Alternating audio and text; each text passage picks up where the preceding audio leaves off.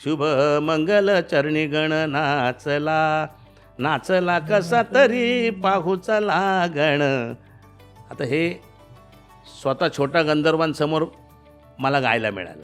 त्यांनी भाषणात सांगितलं, अशोक हांडे जो गातोय तो गण होता, मी हे शुभमंगल त्यावेळी गायलं ते नाट्यसंगीतच होतं. विलासराव देशमुख लातूरला समोर बसले आहेत. बुरगुंडामध्ये तुला माहिती आहे का, वर्गामध्ये मॉनिटर कोणाला केलं जातं? अरे जो सर्वात व्रात्य मुलगा असतो त्याला मॉनिटर केलं जातं. म्हणून तर आमच्या विलासरावांना आम्ही मुख्यमंत्री केलंय. प्रत्येकाने एकच कौतुक केलं. अमिताभ बच्चननी मात्र फार छान कौतुक केलं की ती म्हणाले, हम लोग बॉलीवुड में इतने शोज होते हैं लेकिन ये अपनी मिट्टी से जुड़ा हुआ शो हमने पहले देखा है.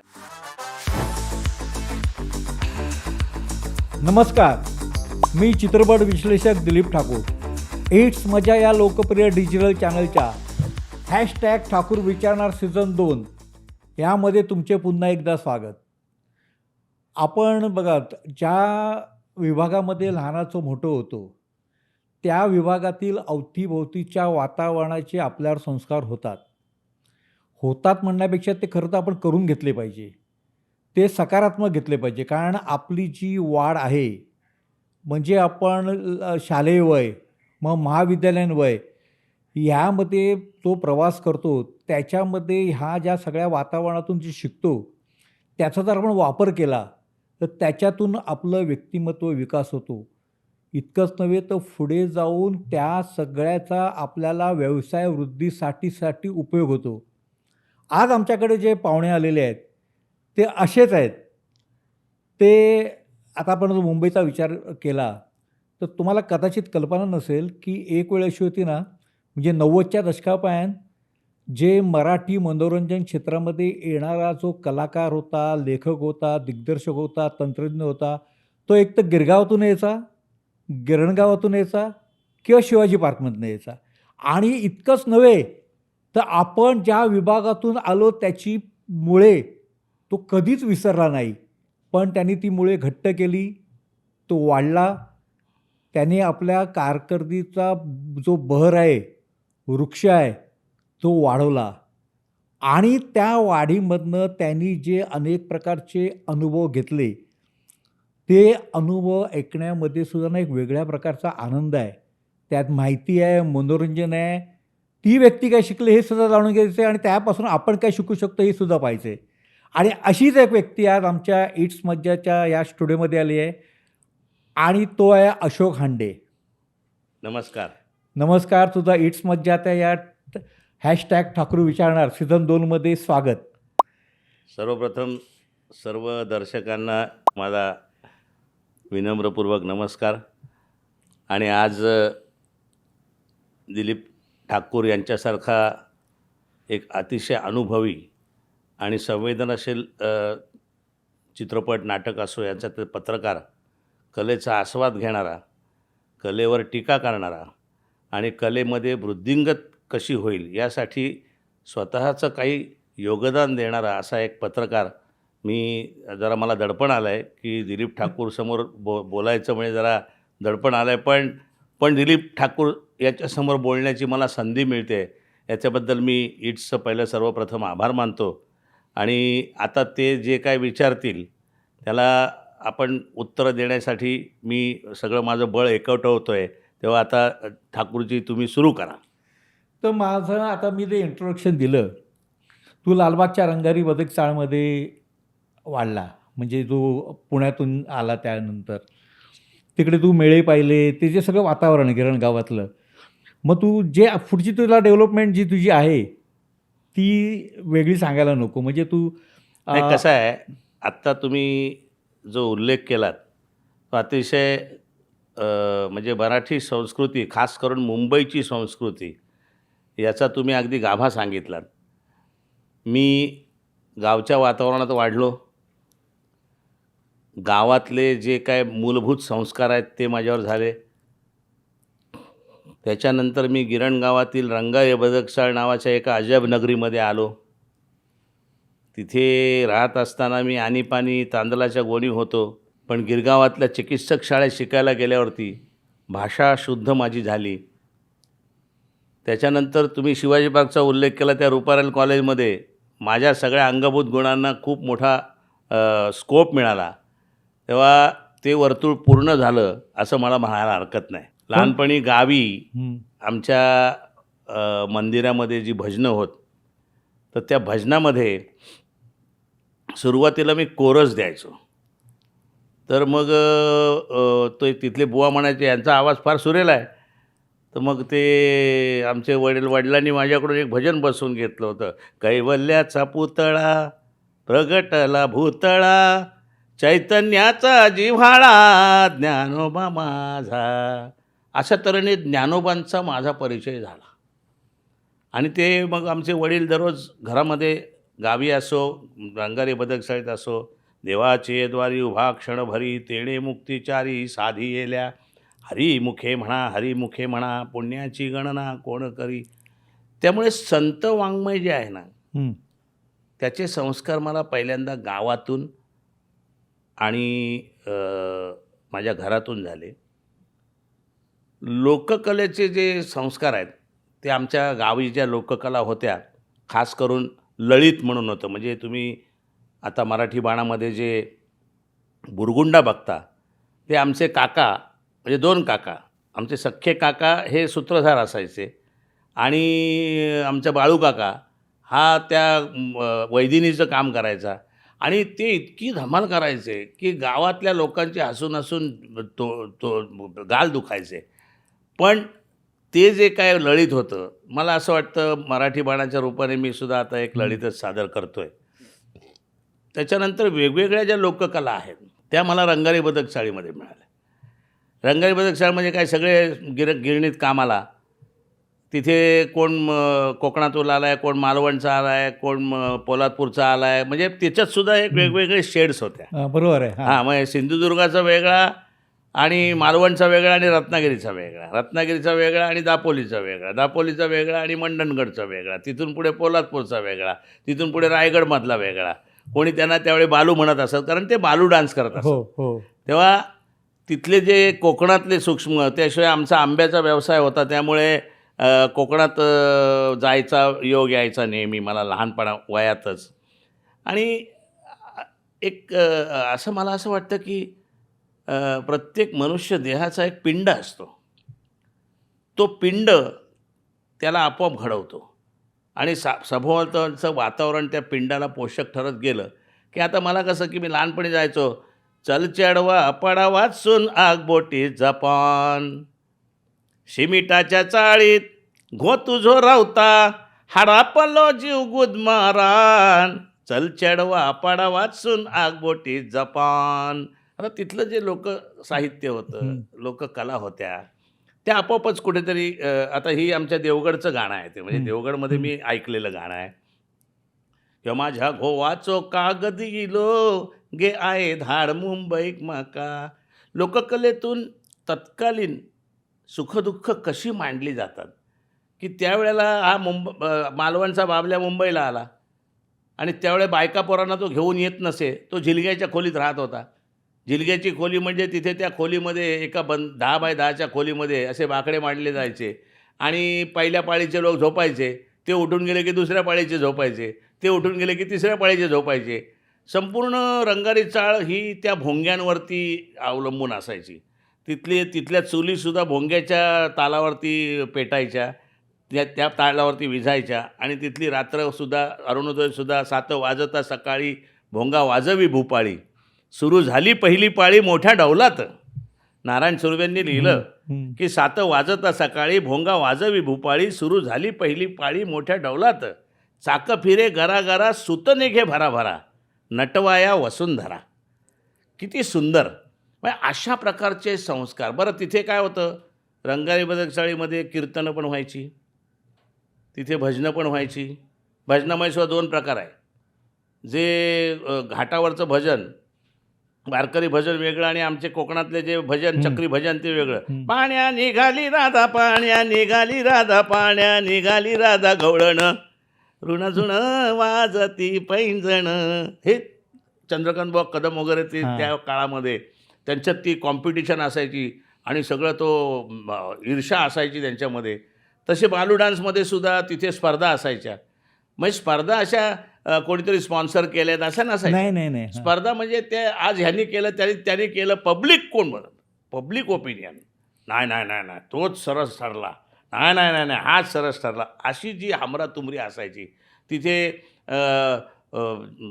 पोतराज यायचा, तिथे जादूगार यायचा, तिथे अस्वलवाला यायचा, ते म्हणजे सांडे का तेल, बूढ़े को जवा और जवा को जवा मर्द बनाने वाला सांडे का तेल. आता आपल्याला त्यातलं फार कळत नसेल, परंतु संस्कार कसे होतात. आता रंगारी बदक चाळीचे संस्कार म्हणजे आता गाण्याचे संस्कार आपण म्हणतो. आता आम्हाला काय पेटी वाजवायची माहीत नव्हती, सा कुठेतरी असतो, सा रे ग म प ध निसा असतं, हे काही माहीत नव्हतं. तबला काळी एकमध्ये लागतो याचा काही गंध नव्हता. आम्ही आपले मुक्तपणे त्या वातावरणामध्ये गात होतो. आता आमच्याकडे एक दुपारी डबेवाला यायचा, म्हणजे भंगारवाला, आय एम सॉरी, हां. आमच्याकडे दुपारी भंगारवाला यायचा. तो भंगार गोळा करायचा, त्याच्या डोक्यावर एक पाठीची पोतं असायचं. लोखंड डबा लोखंड, बाटली डबा लोखंड, डबा लोखंड, लोखंड डबा लोखंड. त्या दुपारच्या साधारण सुस्तावलेल्या काळामध्ये हं. 12 ते 1च्या दरम्यान तो यायचा. कारण त्याला माहिती आहे, त्याने धंदा कुठे शिकलो मी, तर त्याला माहिती आहे की कुठच्या वेळेला जायला पाहिजे आपण. हो. सकाळी जर गेले ते सगळे डबे बिबे बनवण्याच्या घाईमध्ये बायका असणार किंवा हो. कोणी असणार, मग तो हो. बरोबर दुपारच्या वेळी येणार. मग त्यावेळी तो खर्जात बोलणार, लोखंड डबा लोखंड. मग त्याच्यानंतर दुपारी 3-3:30ला पाववाला यायचा. ते डोक्यावर एवढी मोठी पेटी घेऊन, असा ट्रंक घेऊन तो पाव विकायला यायचा. म्हणजे तो पाव विकायचा, त्याची मूर्ती जी मला आठवते ती सतत असे इथून घामाच्या धारा आहेत, आणि तो पाववाले पाववाले असा तो रिदममध्ये म्हणायचा. म्हणजे सूर आणि ताल असा एकत्रच लोखंड डबा. तसं मग ते आमच्याकडे एक तांबड माती विकणारी यायची. तुला माहिती आहे, पूर्वी माती विकायला यायच्या. हो यायच्या ना. हो. ए तांबड माती झाला तार सप्तकाचा रियाज. हो. वेळ काळेचं बंधन, आला रे आला पापडवाला, कुणाला पाहिजे लवकर बोला, आई तुला मारणार, बाबा पैसे देणार, तू पापड घेणार, ई ढिशूम. ही ढिशूम केल्यावरती तो एखाद्या मुलाच्या ढिशूम करायचा, ते पोरगं भोकाड पसरलं की सगळे बायका बिका आल्या बाहेर, त्याचे पापड विकले गेले. हां. म्हणजे पोटासाठी ही कला कशी वापरली लोकांनी. मग तो नंदी बैलवाला असो की तमाशावाला असो. तर आम्ही गावी जायचो, तिथे आमच्या गावात तमाशे होत नसत. आमच्या गावात फक्त कीर्तनं होत किंवा भजनं होत, भारुडं होत. पण आमच्या आजोळी काळवाडी म्हणून तिथे तमाशे होत दर महिन्याला, दरवर्षी. तिथे मग मी चंद्रकांत ढवळपुरीकर सह दत्ता महाडिक आणि गुलाबराव बोरगावकर. मला असं वाटतं की माझ्या आयुष्यात मी इतकं सगळं बघितलं आहे, मार्लो पुजोपासून बघितलं आहे सगळं, पण विलन जो चंद्रकांत ढवळपुरीकरच्या डोक्यात आहे, अच्छा. आणि जे विनोदी अभिनेते 2 दत्ता महाडिक आणि गुलाबराव बोरगावकर, काय जोडगोळी हो. हंसा मंजुळा कोल्हापूरकर, काय त्यांचा डान्स.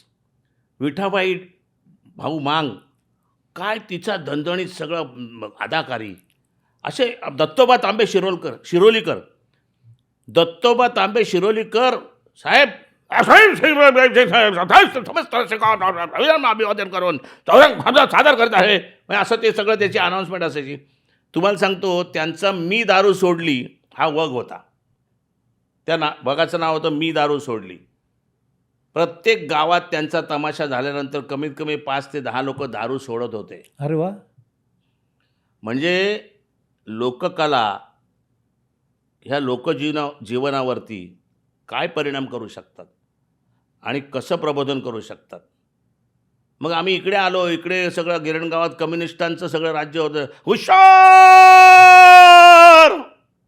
सुटलाय वादली वारा, नाव वलव जो मान जरा, चल गाठू किनारा रे. अमर शेख. मग त्यावेळी आम्हाला काय सुटला, कसला वादली वारा आणि कसलं काय, पण तो भांडवलशाहीचा वारा सुटलेला आहे. नावं वल्ह व जोमानं जरा आता तू जोर लाव हिरा आणि एक दिवस हा दुर्दम्य आशावाद की चल गाठू किनारा. वा. लोककलेच्या माध्यमातून समाज जागृत करण्याचं, समाजाला कुठेतरी जे मजला ठावे ते इतरांशी सांगावे, शहाणे करून सोडावे सकळ जन. ही जी तळमळ ज्ञानोबारायांची होती, जी तळमळ तुकोबांची होती, जी तळमळ एकनाथांची होती. बरं, त्याला ज्ञानोबारायांनी सुरू केलेलं जे अध्यात्म आहे त्याला तुकारामांनी थोडं प्रॅक्टिकल लेवलला आणलं आणि त्याला एकनाथ महाराजांनी मनोरंजनातून प्रबोधन करण्याचं असं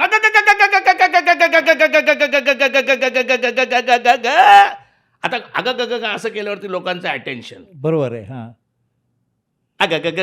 विंचू चावला काय मी करू. प्रतीक कुठची घरातली साधारण माहिती असलेली, फार मोठा अलंकारिक कुठचं काय त्यांचे भाषा नाही. हां.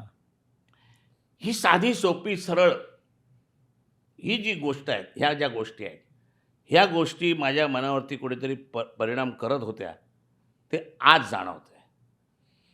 ते तमाशे बघितले, ते रात्री भजनं बघितली, अरे पिक्चर बघायचो आमच्या चाळीमध्ये, तो पिक्चरचा पडदा लावलेला गल्ली चित्रपट म्हणायचो आपण त्याला. गल्ली चित्रपट. ते गंमत काय की आमच्या चाळीमध्ये म्हणजे आमची चाळ म्हणजे रंब चाळ म्हणजे 16 चाळ, 16 चाळी होत्या. हां. रंगारी 6 आणि बदक 10. अच्छा. हां, प्रत्येक चाळीमध्ये 60 खोल्या आणि प्रत्येक खोलीमध्ये साधारण ऑन ॲन ॲव्हरेज 10 माणसं. ती कधी कधी 25 पण असायची झिलग्यांच्या खोलीत. हां. म्हणजे 10,000 लोक वस्तीची ती चाळ होती आणि तिथे फक्त एकच रेडिओ होता, बेंडखळ्यांचा. प्राक्तन कशाला म्हणतात की बेंडखळ्यांचं घर आमच्या घरासमोर होतं. वा. त्यामुळे बेंडखळ्यांच्या रेडिओवरती रेडिओची गाणी ऐकणं हां. ही माझ्यासाठी पर्वणी असायची. म्हणजे काही गोष्टी अशा असतात की बरं, आमच्या गल्लीत दररोज दारू पिऊन मारामाऱ्या व्हायच्या, दररोज दिवसभर राडे चालू असायचे, पण त्याचा स्पर्श आम्हाला कधी झाला नाही. त्याचं कारण घरातले संस्कार. आईवडिलांनी संस्कार केले म्हणजे काय केले? तू आता म्हणालास की तुम्हाला आठवतं आहे काय ते सांगा. मी काय केलं, आईने मला सांगितलं जा 2 आण्याचे कांदे घेऊन ये. मी खाली गेलो, मला तिथे वाण्याकडे गेल्यावरती मला त्या कांद्यांपेक्षा तिथे चॉकलेटच्या डब्यातलं चॉकलेट, ते पॅरी चॉकलेट आहे, तुला आठवत असेल. आठवते. ते 4 पैशाला मिळायचं. हो. नाही, त्यावेळी 2 पैशाला. मी म्हटलं आपण 10 पैशाचे कांदे घेऊ आणि 2 पैसे प्यारी खाऊ. आता ते मी काय केलं, 2 प्यारी खाल्ल्या. मग एकाने भागे ना माझं. मग ते 8 पैशाचे कांदे घेतले आणि 2 प्यारी घेतल्या. आई आमची कामात असायची हो. घरामध्ये आमचं 7 जण भावंड, आई वडील म्हणजे 9 जणांचं कुटुंब, काका त्यांची 2 मुलं म्हणजे 9 आणि 3 12 झाले, मामा आणि त्यांचा मुलगा म्हणजे 14 लोकांचं कुटुंब. 10 बायताच्या खोलीत बाईचा जीव पिट्टा पडायचा. बरं, त्यावेळी काही कामवाल्या होत्या का? नाही. धुणी भांडी सगळं स्वयंपाक. बरं, ते त्यातून मामाचा 11 वाजता भोंगा वाजायचा. मग ही धावत जाऊन 11 वाजता त्या मामाला डबा पोचवायची इंडिया युनायटेड मिलमध्ये. म्हणजे साधारण तिथून अर्धा पाऊण किलोमीटर 11:30 वाजले की धावत म्हणजे तो पोचला पाहिजे, तो गिरणीतून बाहेर यायचा. मग आमच्या काकांची शिफ्ट वेगळी असायची, त्याचा डबा वेगळा. मग आमचे वडील मार्केटला, क्रॉफर्ड मार्केटला, मग त्यांचं जेवण वेगळं. म्हणजे ह्या वेळा, आमच्या शाळांच्या वेळा वेगळ्या, आमच्या कॉलेजच्या वेळा वेगळ्या. आमच्या आईने खूप सांभाळलं. आईचे जे माझ्यावर संस्कार आहेत ना, तर मग आता मी घेतले बाबा 10 पैसे 2 प्यारी घेतले आणि 8 पैशाचे कांदे आणले. आई म्हणाली असं कसं 8 पैसे एवढे कसे कांदे दिले तिने? आईचा मुलावर विश्वास. तिला काय वाटलं वाण्याने फसवलं असेल. तर ती म्हणे चाल वाण्याकडे. काम सोडून ती वाण्याकडे आली की अन्यायाच्या विरुद्ध पेटून कशी उठू शकते एखादी स्त्री, तो रूप मला अजून आठवते. आणि ती वाण्याकडे गेली. तो वाणी म्हणाला नाही सावित्राबाई, तुमच्या मुलाने 2 प्यारी नाही सावित्राबाई, तुमच्या मुलाने 2 प्यारी चॉकलेट गेला, 8 पैशाचेच कांदे आहेत. बरं, ती आली होती ना, ती हातातली सांडशी म्हणजे पक्कड असते ना, ती तशीच घेऊन आली होती. मग त्याने मारत मला तिने जे घरापर्यंत आणलं आणि शेवटी तिने मला छातीशी कवटाळलं आणि रडायला लागली. मला असं वाटतं तो अश्रू हा जो संस्कार आहे ना, तिचे अश्रू हा संस्कार मला पुढे आयुष्यात कधीही वाममार्गाला जायला परावृत्त केले त्याने. मी जाऊ शकलो नाही, गेलो नाही, विचारसुद्धा केला नाही. आमचे वडील म्हणायचे, बाळा बघ, ऐसी बोली बोल कि कोई न बोले झूठ और ऐसी जगह बैठ कि कोई न बोले उठ. वा. स्क्रिप्ट लिहिताना मी नेहमी हाच विचार करतो की ऐसी बोली बोल की कोई न बोले झूठ. मी जे काय कार्यक्रमातून सांगेन ते सगळ्यांना पटलं पाहिजे. ते सगळ्यांना पटलं म्हणजे सांगणं वेगळं, ऐकणं वेगळं आणि ते तुमच्यापर्यंत पोचणं वेगळं. माझी पोटतिडीक वेगळी. तुमच्यापर्यंत ते पोचून तुम्हाला ते पटलं पाहिजे, तुमच्यावर त्या गोष्टीचे संस्कार झाले पाहिजेत. तुकाराम महाराजांनी नुसतं सांगितलेलं नाही, एकनाथ महाराजांनी नुसतं सांगितलेलं नाही. बाईल मोठी घेतलं मुसळ लागली पाठी. ही बाईल कोण? ही कामक्रोधची बाईल बरोबर आहे. हां. ती आपल्या पाठी लागलेली आहे मुसळ घेऊन. मग तिला म्हणजे अशा प्रकारे प्रतीकातून ह्याच्यातून जे आपण शिकत गेलो, मला असं वाटतं रंगारी बदकचाळ ही माझी सर्वात मोठी युनिव्हर्सिटी होती. पण मला एक सांग की ही जी तुझी पाळंमुळं आहेत, ती तुझी पाळंमुळं, तेव्हाचं आपलं लालबाग परळ मुंबई आणि आताचं सगळं मुंबई, काय फरक वाटतं तुला? तेव्हा कसं होतं माहिती आहे ना, म्हणजे मला आता मगाशी मी म्हटलं की 10 बाय 10ची खोली आमची. हां. मला असं वाटतं की त्यावेळेला आम्हाला खूप वाटायचं की आम्ही खूप गरीब आहोत. आपण गरीब आहोत. आपण गरीब आहोत. याची सतत एक कुठेतरी जाणीव व्हायची, बोचणी कधी-कधी लागायची. ज्यावेळेला काही गोष्टी अशा समोर यायच्या. पण मला आज वळून बघितल्यानंतर मला असं वाटतं की आमच्यासारखे श्रीमंत आम्हीच होतो. 10 बाय 10ची खोली होती आमची, बरोबर आहे. बरोबर. हां. पण कुठे 10 बाय 10मध्ये आम्ही कधी असायचो? आमचे 60 सगळ्या त्या 10 चाळी आमच्याच होत्या.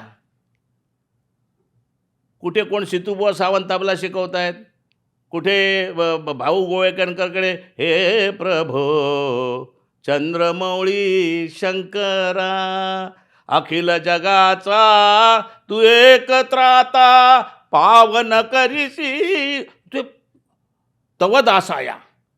ते भाऊ इतके तन्मय होऊन गायचे की असं वाटायचं की आता येतील प्रभू शंकर आणि त्यांना भेटतील की काय. प्रत्येक आता आमच्याकडे बाजूला बाबूराव येंदे म्हणून होतं. तो दररोज दारू प्यायचा, संध्याकाळी आला की तो बायकोला मारायचा. त्याच्या बायकोचं नाव लक्ष्मी. ती मोठमोठ्याने बोंबलायची एंटरटेनमेंट फ्री ऑफ चार्ज. बरं, एवढं करून तिच्याबद्दल काय लोकांना सहानुभूती नव्हती. गेल्यावर काय बायका कशा कुजबुजाच्या नळाच्या, कसला का काय तो बाबूराव चांगला माणूस हा, हीच मेली वांडा. म्हणजे हे मारला नेवडा, आता नवरं मारतलोच, नवरं मारणार नाही, एवढा काय बॉम्ब करूची. म्हणजे त्यांच्यावरती संस्कार काय होते बघा. मराठी स्त्रीवरती संस्कार कुठचे आहेत? आनंद आहे, दुःखही आहे, पण दुःखाला आनंदाने सामोरे जाण्याचे संस्कार आहेत. ही मराठी संस्कृती आहे. आपण मराठी संस्कृती तुम्ही अशी बाजूला काढू शकत नाही. मराठी संस्कृती ही जीवन पद्धती आहे. सहज नांगर धरताना किंवा मोठेवरती बैला माझे गुणवान तो गाणारच. दळण करताना बाई बैलाला बांधा गाठ्या, गाडीला बांधा गाठ्या, देवाला चला साई बाई देवाला चला. म्हणजे तुमचं का आता बघा, तुम्ही कसं आहे फॉरेनला ते आठवडाभर काय पापा बिपा करतात आणि मग चर्चमध्ये रविवारी जातात. आमच्याकडे तसं नाही आहे. मग काही लोक देवपूजा अर्धा तास करतात, 1 तास करतात आणि मग कामाला जातात. आमच्याकडे तसं नाही आहे. आमच्याकडे जीवन जगता जगता पांडुरंगाची भक्ती आहे. कांदा मुळा भाजी अवघी विठाबाई माझी, लसूण मिरची कोथिंबिरी अवघा दडला माझा हरी, दळिता कांडिता तुझं गाईना अनंता.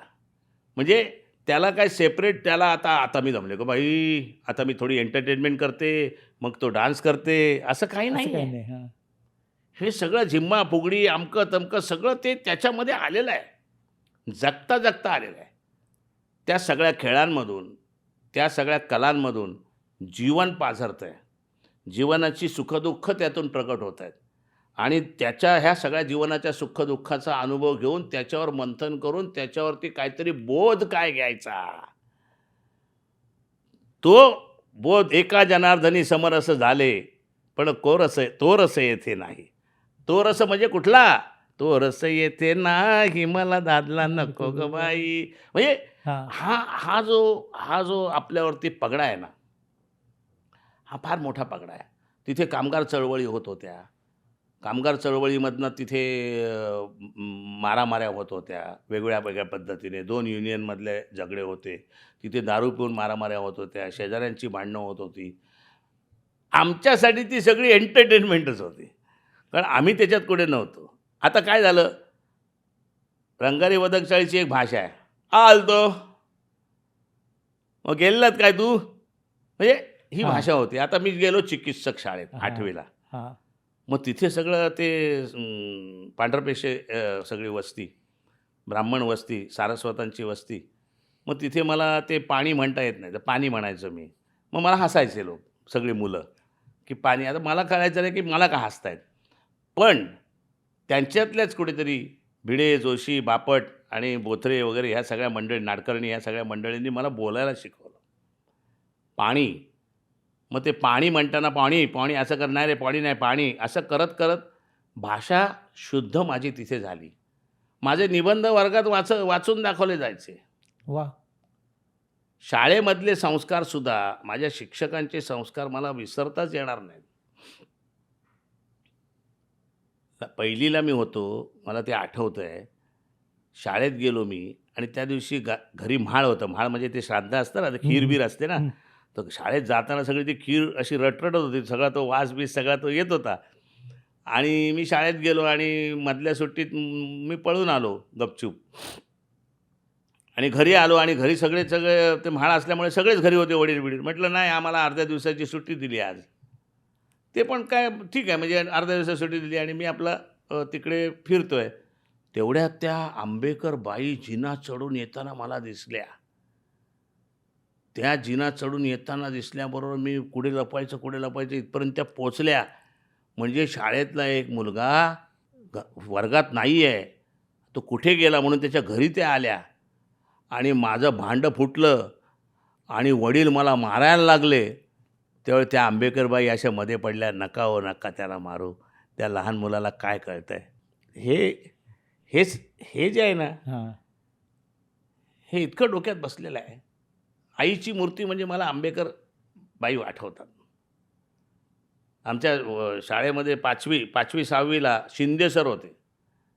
ते तुला माहिती आहे, शाळेमध्ये आपण प्रत्येकाला काहीतरी पेट नेम ठेवतो. ठेवायचं. त्यांना हो. वास्को दी गामा म्हणायचं. अच्छा. हां.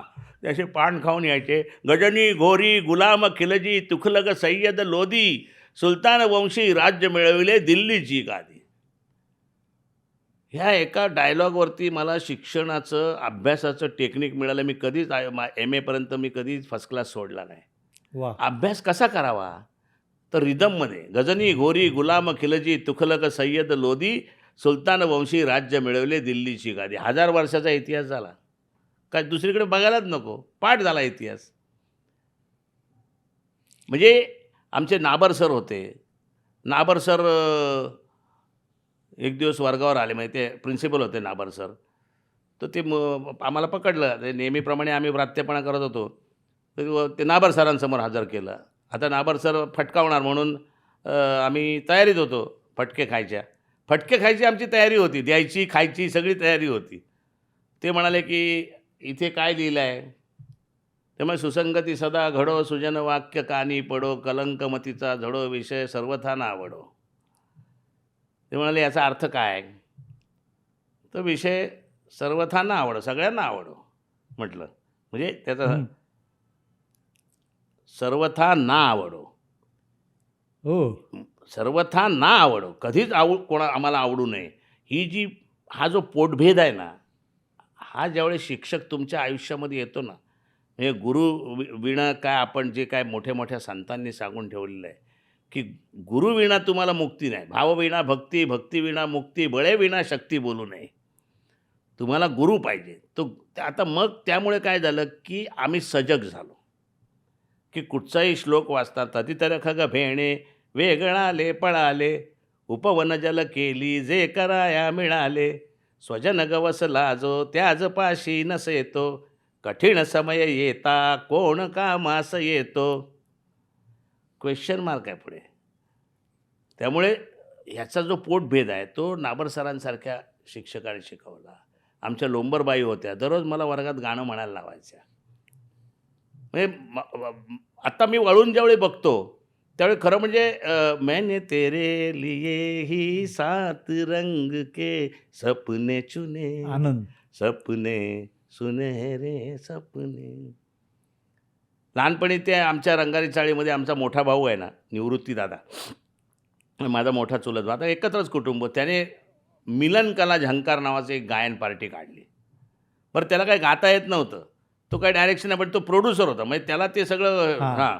आणि त्या काळच्या म्हणजे रजनी केमकर, माला केमकर ह्या सिनेमातल्या नट्या त्याच्या तिथे नाचायच्या. किसन गुरसळे म्हणून आहे तो आमचा डायरेक्टर. आणि मी त्यात म्हणायचो, मी त्यात सहावीला असेल, मी 70 साली 6वी-7वीला असेल. तो मेरा नाम जोकर पिक्चर आला. मग त्याच्यामध्ये ये भाई जरा देखे चलो, आगे ही नहीं पीछे भी, दाएं ही नहीं बाएं भी, ऊपर ही नहीं नीचे. आता एवढा लहान मुलगा ते गाणं गातोय. पहिला घंटा बचपन है, दूसरा जवानी, तीसरा बुढ़ापा, और उसके बाद ते सगळं ते चिल्लर फेकायचे लोक. 1 पैसा 2 पैसे चिल्लर. ते सगळं निवृत्ती दादा घ्यायचा आमची चिल्लर. मला 50 पैसे मिळायचे. म्हणजे मी प्रोफेशनल आर्टिस्ट झालो तो इयत्ता 6वीमध्येच. 50 पैसे घेऊन आपली नाईट 50 पैसे होती. पण ते 50 पैशाला वजन होतं, किंमत होती त्यावेळेला. मग त्या काळात मी रेकॉर्ड डान्स करायचो. अप्पा खुदा ते सगळं असं किंवा आपला शम्मी कपूरचा फेमस डान्स काय जंगली काय कोई म्हणजे ते सगळं. मग स्टेजवर असं मी उलटा असा व्हायचो, पब्लिक टाळ्या वाजवायच्या. आता ते कसं आहे माहिती आहे ना, कलाकाराला कौतुक हे पुढे नेतं. मग ते पुढे गेल्यावरती त्या कौतुकाची एक जबाबदारी कलाकाराने स्वीकारली पाहिजे. आणि त्यासाठी मग अभ्यास केला पाहिजे. बरोबर आहे अगदी. अभ्यास करायला पाहिजे, मेहनत करायला पाहिजे, ध्यास घ्यायला पाहिजे. अशा पद्धतीने मी कलाकार म्हणून मी कलाकारच होतो. चिकित्सकला गेलो, मला भाषा बोलता येत नव्हती, पण नेमकं श्रीकांत सिनकरांची आलिया भोगाशी नावाची एकांकिका करायचं आलं. आणि त्याच्यामध्ये एक कॅरेक्टर होतं कोंडिवा, त्याला घाटी भाषा होती. आणि मी ती बोलल्यामुळे ते पब्लिक एकदम खुश व्हायचं. ते नाबर सरांनी प्रोत्साहन दिलं. ते म्हणाले वा वा वा, इच्छा माझी पुरी करा कर. पुढच्या शारदोत्सव असायचा, त्याच्यात इच्छा माझी पुरी करा केलं. आता त्याच्यामध्ये इच्छा माझी पुरी करामध्ये पहिली जी बतावणी आहे ती करायची. वसंत सबनीस आणि आमचा नितीन प्रभू आणि मी. आता त्याने गळ्यात सुंदर सोन साखळी, नथनीमध्ये शुभ्र हिरा, ही जी हा जो से आहे ना, आता तो त्या प्रभूला गिरगावातल्या जमेना. मग आता काय करायचं. परत त्याला आता दादा कोंडकेची भूमिका द्यायची. मग शेवटी आम्ही त्याला दादा कोंडकेची भूमिका दिली. त्यांनी पांढरपेशा दादा कोंडके केला. आणि मग मी वसंत सबनीसांची मला भूमिका करावी लागली. आलं लक्षामध्ये.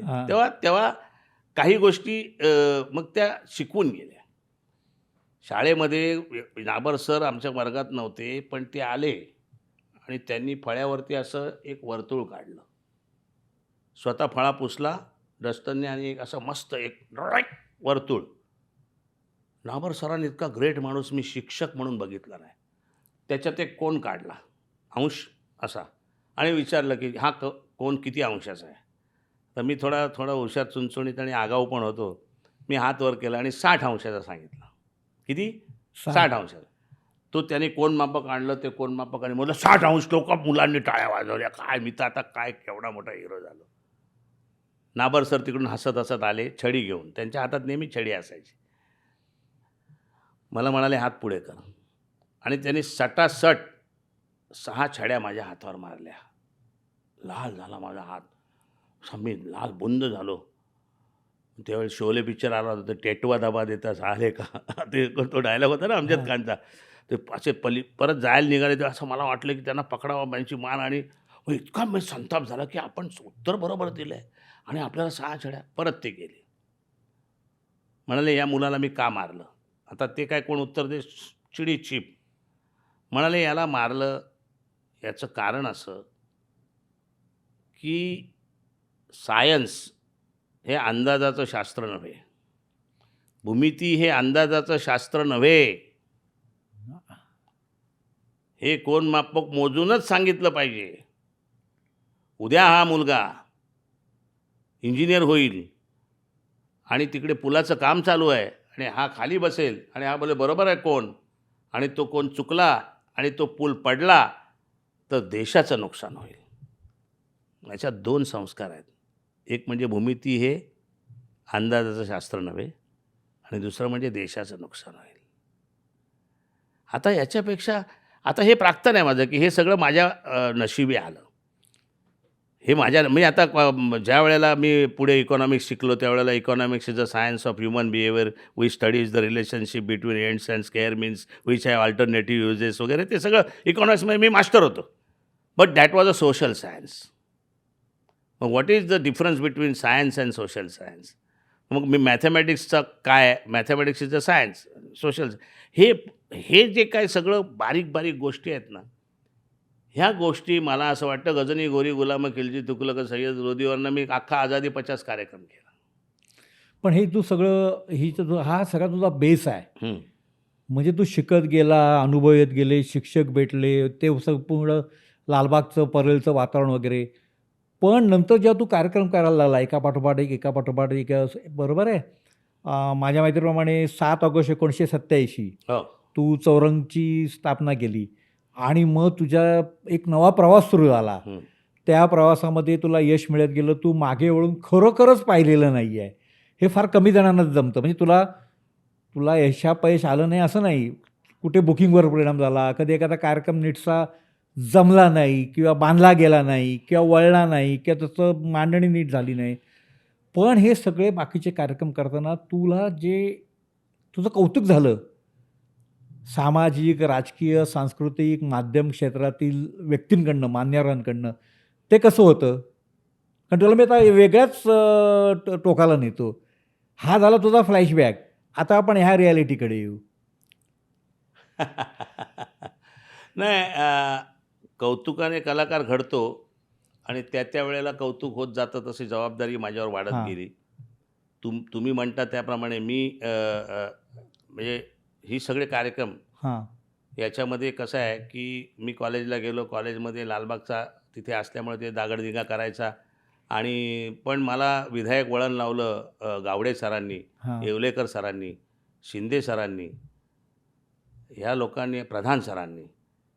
म्हणजे खूप चांगलं त्यांनी मी मी मी खूप काहीतरी करू शकतो, मी खूप हुशार आहे हे त्याची जाणीव त्यांना झाली आणि त्यांनी मला असं काय शुगर कोटेड क्विनान दिलं ना, समजलं की नाही. हां. कसं आहे, त्याच्यानंतर मी रुपारेल कॉलेजला आलो. रुपारेल कॉलेजला फर्स्ट इयरला मी फेल झालो. कारण कॉलेजमध्ये बसण्यापेक्षा बादल बिजली बरखामध्येच माझं जास्त आयुष्य गेलं. आणि मी फर्स्ट इयर सायन्सला फेल झालो. आता तोपर्यंत मी कधी फेल झालो नव्हतो आणि कसं काय म्हणजे मग इतकं घरून टॉर्चर झालं मला आणि मग मी ते घरातून पळून गेलो. मग तसाच मी वारीत घुसलो. पैसे संपले पुण्यात गेलो. हां. पैसे संपले. अरे पैसे किती होते? 30-40 रुपये होते. ते कसे संपणार नाहीत. मग वारीबरोबर मी वाहत वारीला गेलो. मग तिथे वारी संपली तरी 4-5 दिवस मी तिथेच राहिलो. मग मला शोधत घरचे आले वगैरे वगैरे. आणि म्हणजे घरच्यांनी मग वडील काय म्हणाले, "जाय पळून गेला, काय हरकत नाही, देवाच्या दारी गेला ना." म्हणजे हां.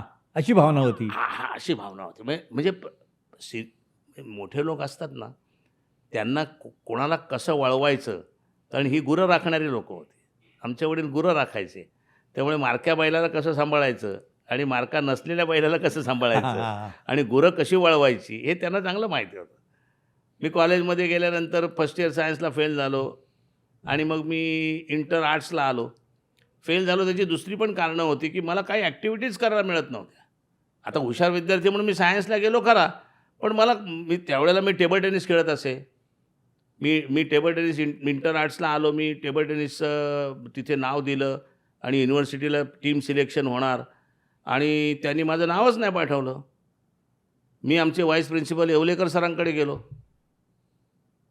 येवलेकर सरांना म्हणालो की अहो हे सगळे जे मला ज्युनियर आहेत माझ्यापेक्षा त्यांचा गेम म्हणजे मी काय स्वतः खेळाडू आहे मी आणि असं म्हणून मी अशी जोरात त्यांच्यासमोर मूठ आपटली, ती काच फुटली.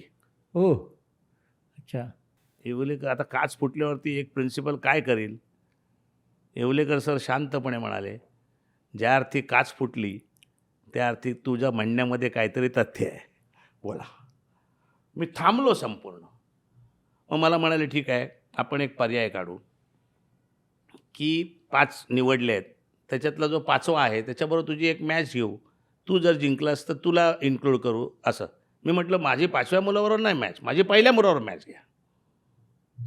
अर्थात कसं कमलेश मेहता वगैरे हे सगळे आमचे मी त्यांच्यावर त्यावेळेला खेळत होतो शाळेमध्ये आणि ते माझे समकालीन म्हणजे कमलेश मेहताला मी हॉलो मारायचो त्यावेळेला. हो. हां मग ठीक आहे ना, कारण प्रत्येकजण नवीन असतो, तो नवीन होता त्यावेळेला. त्याने तर एवढी मोठी प्रगती केली की त्याच्याबद्दल नाज आहे आपल्याला, आलं लक्षात. पण मग मी म्हणालो तर पहिल्या मुलाबरोबर खेळलो, त्याला हरवलं. मग माझ्यातला एक संघटक जागृत झाला. मी म्हटलं नाही आता युनिव्हर्सिटीला नावं गेली आहेत ना, ती बदलू नका, हेच ठेवा. मी यांना आणखीन जरा त्यांच्यावर प्रॅक्टिस करून म्हणजे अशा प्रकारे जसं कोणाला कसं जमवता येईल. नाटक करायला देत नव्हते. ते म्हणाले फक्त युनिव्हर्सिटीचं जे हे असते कॉम्पिटिशन तिथेच फक्त तुम्ही एकांकिका करा, INT उन्मेषला करू नका.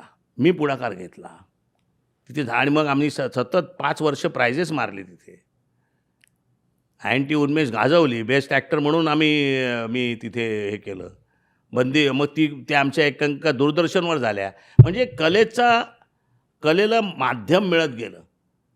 मग ते म्हणाले कॉलेजमध्ये आम्ही ऑर्केस्ट्रा ठेवायचा. मग मी कॉलेजचा GS झालो, स्टुडंट काउन्सिलचा चेअरमन झालो मी.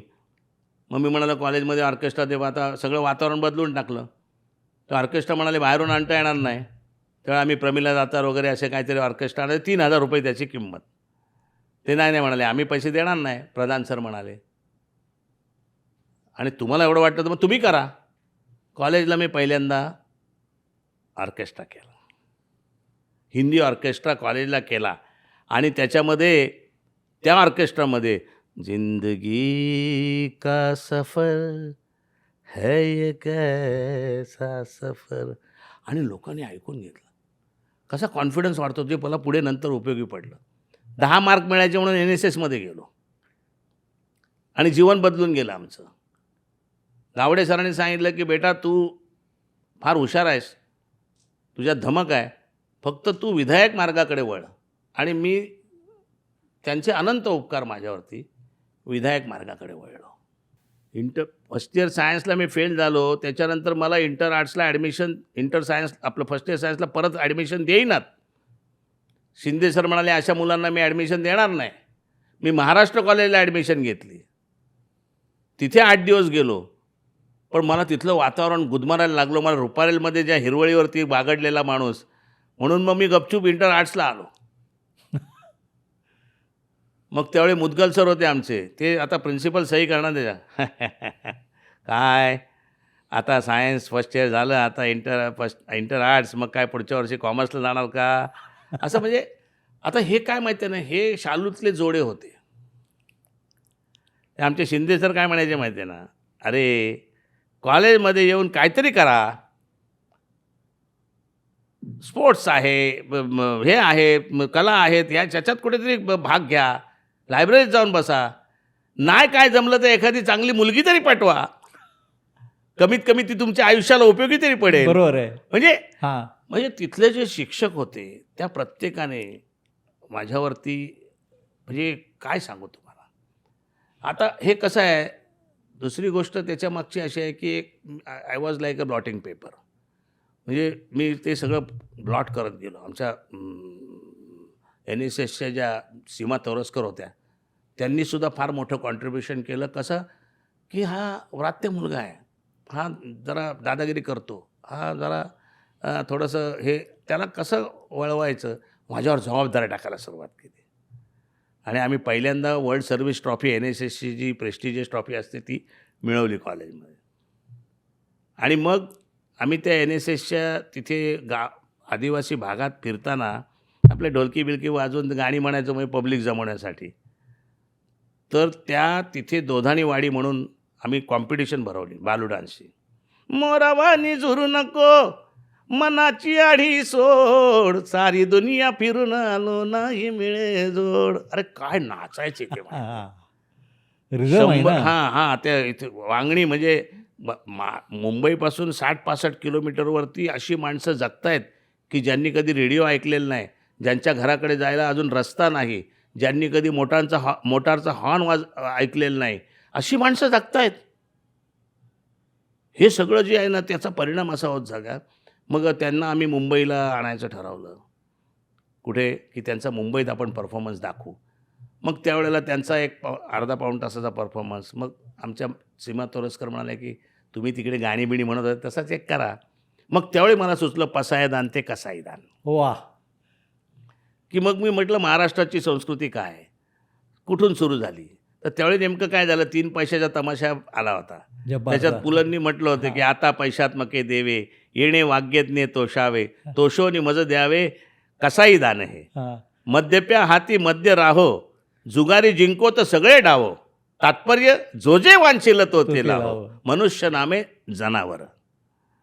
तेव्हा तो पसायदान ज्या ज्ञानेश्वरांनी ह्या जगामध्ये सर्वात पहिली आर्त हाक विश्वबंधुत्वाची दिली. तुम्ही इतिहास काढा 12व्या शतकात. तोपर्यंत सगळे वेस्टर्न मोठे मोठे फिलॉसॉफर हे ते सगळे होते.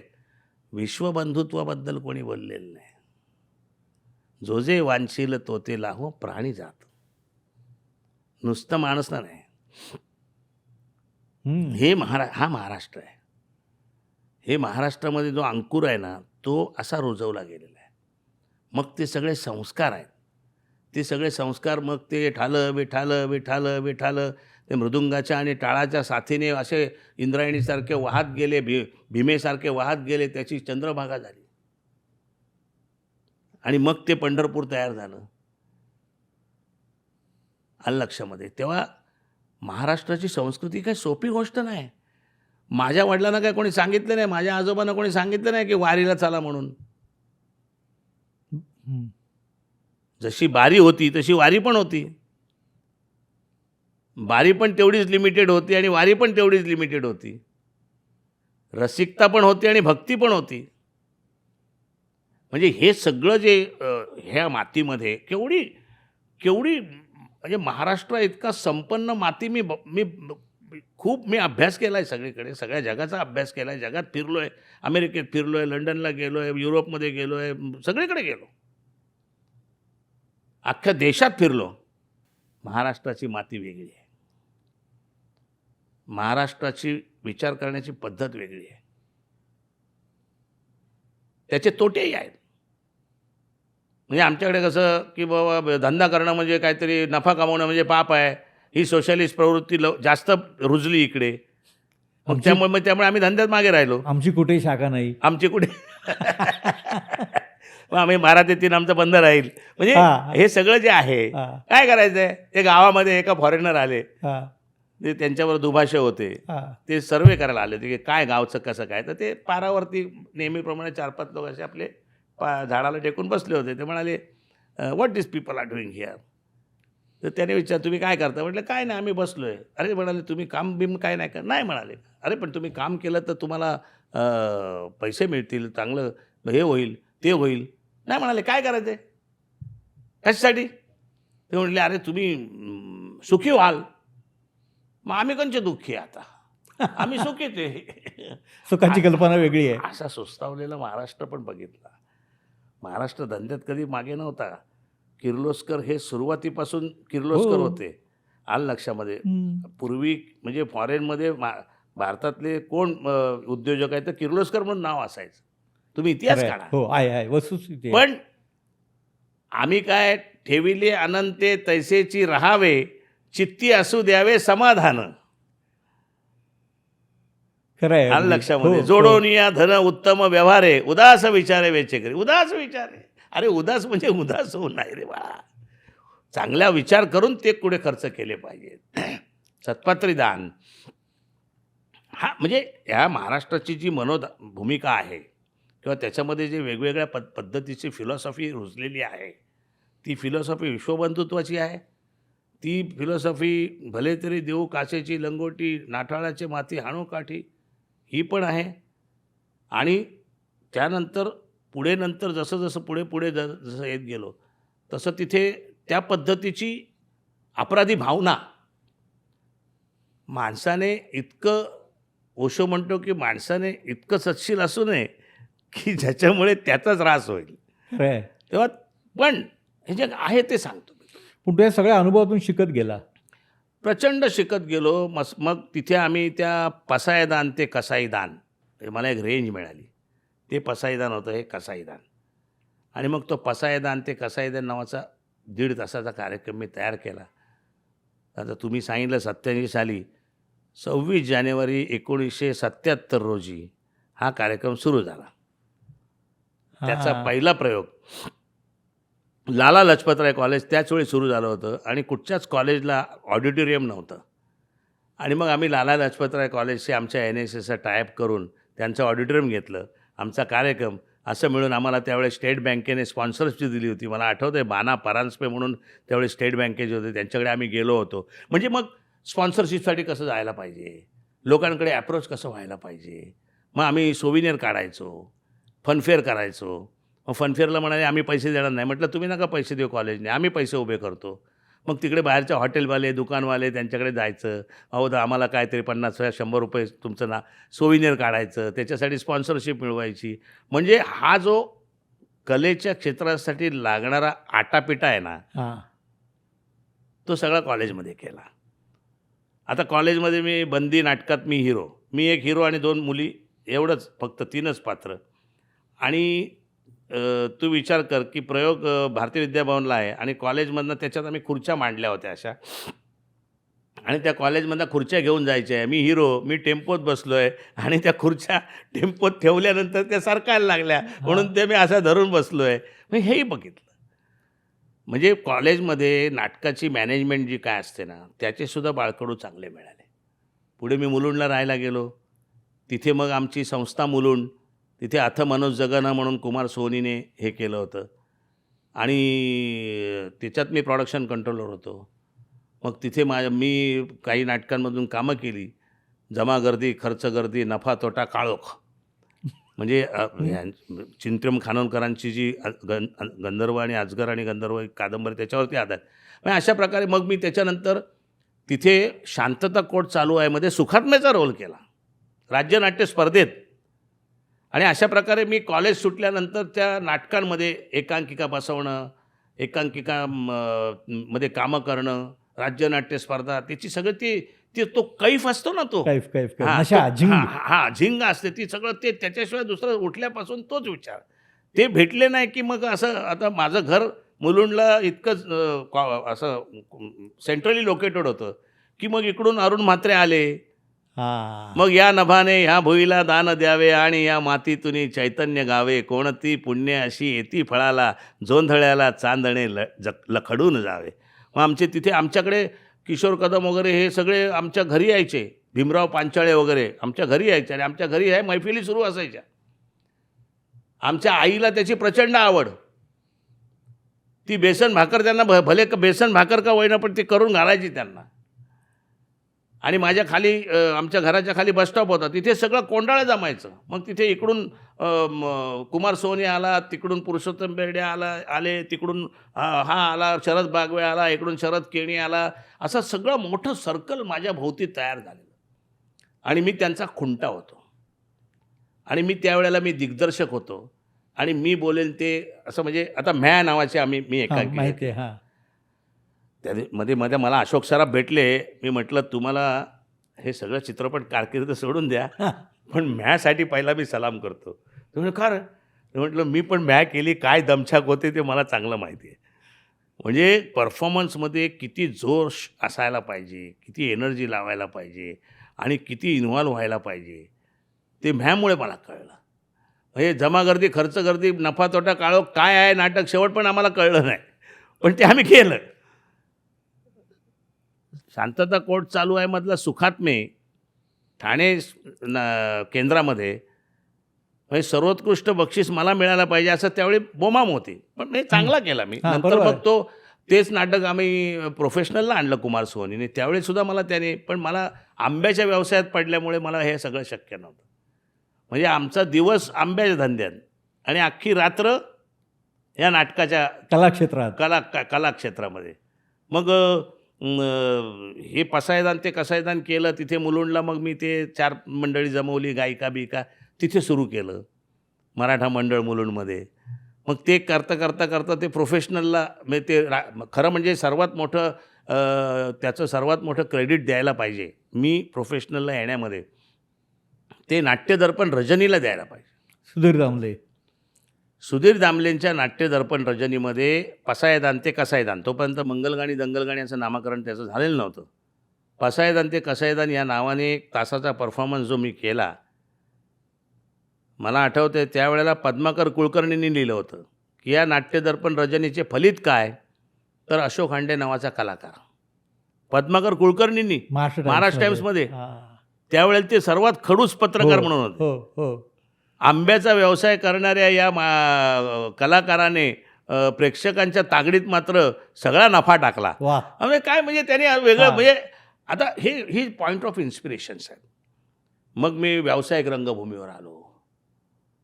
मग मंगलगाणी दंगलगाणी आमचे सिम्फनी त्यांनी त्यांच्याबरोबर सुरू केलं. त्यांच्याकडे भांडवल नव्हतं म्हणून मी भांडवल दिलं. मग त्यांना ते झेपत नव्हतं. म्हणजे ते म्हणाले की याच्यातला लॉस मंगलगाणीमध्ये प्रचंड मोठा लॉस सुरू झाला. 87 साली 2.5 लाखावर लॉस गेला. अरे बापरे, मोठी रक्कम त्या मग काळातली. त्यांनी मला प्रामाणिकपणे सांगितलं की आम्हाला काय आता हे करता येणार नाही.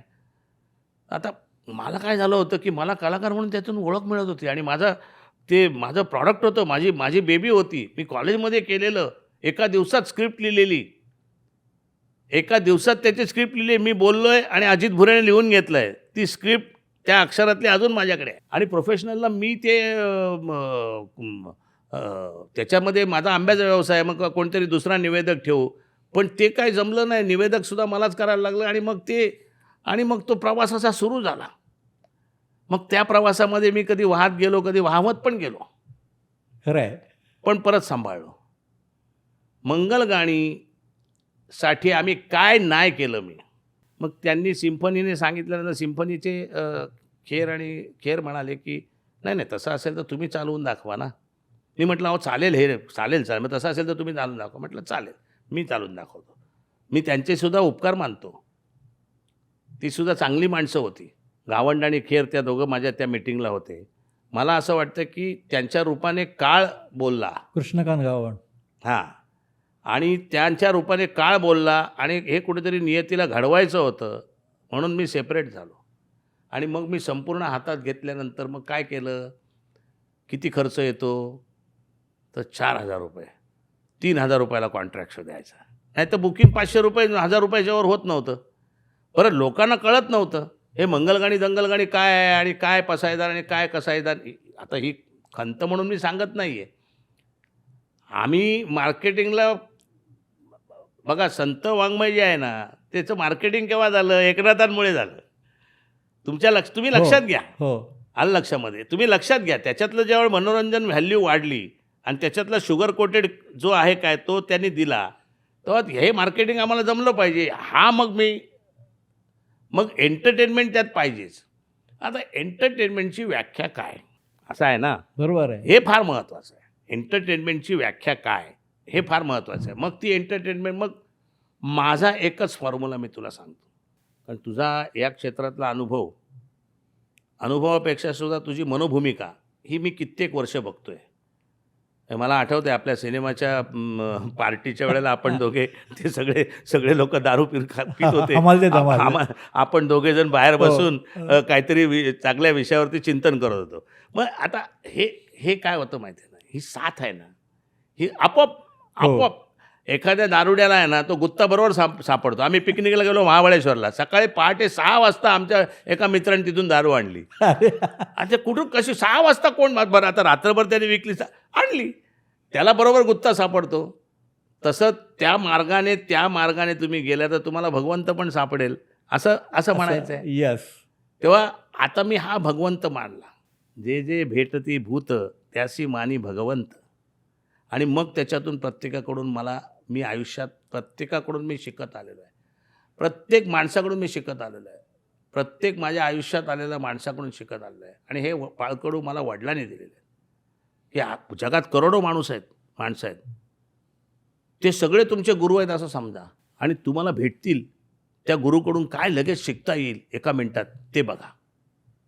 वा, फार चांगलं सांगितलं, सकारात्मक दृष्टिकोन. फार फार चांगलं सांगितलं. आणि मग मी मंगलगाणी दंगलगाणी केल्यानंतर मग 4,000 खर्च आहे ना 3,000ला. मग संक्रांत आली, मग तिकडे वाण बिन द्यायचे, बायकांना गजरे वाटायचे. ते बालगंधर्वला पुण्याला ना तो गजरेवाला असायचा, त्याचे गजरे खूप खपायचे. तर एक दिवस शो संपल्यावरती तो आपला बसला होता, त्याचे गजरे खपले नव्हते. मग पुढच्या वेळेपासून मी सांगितलं, तू जेवढे गजरे आणशील त्याचे पैसे काय ते सांग मला, आणि तू येईल त्या बाईला गजरा द्यायचा. म्हणजे अशा प्रकारे त्याचं हे केलं.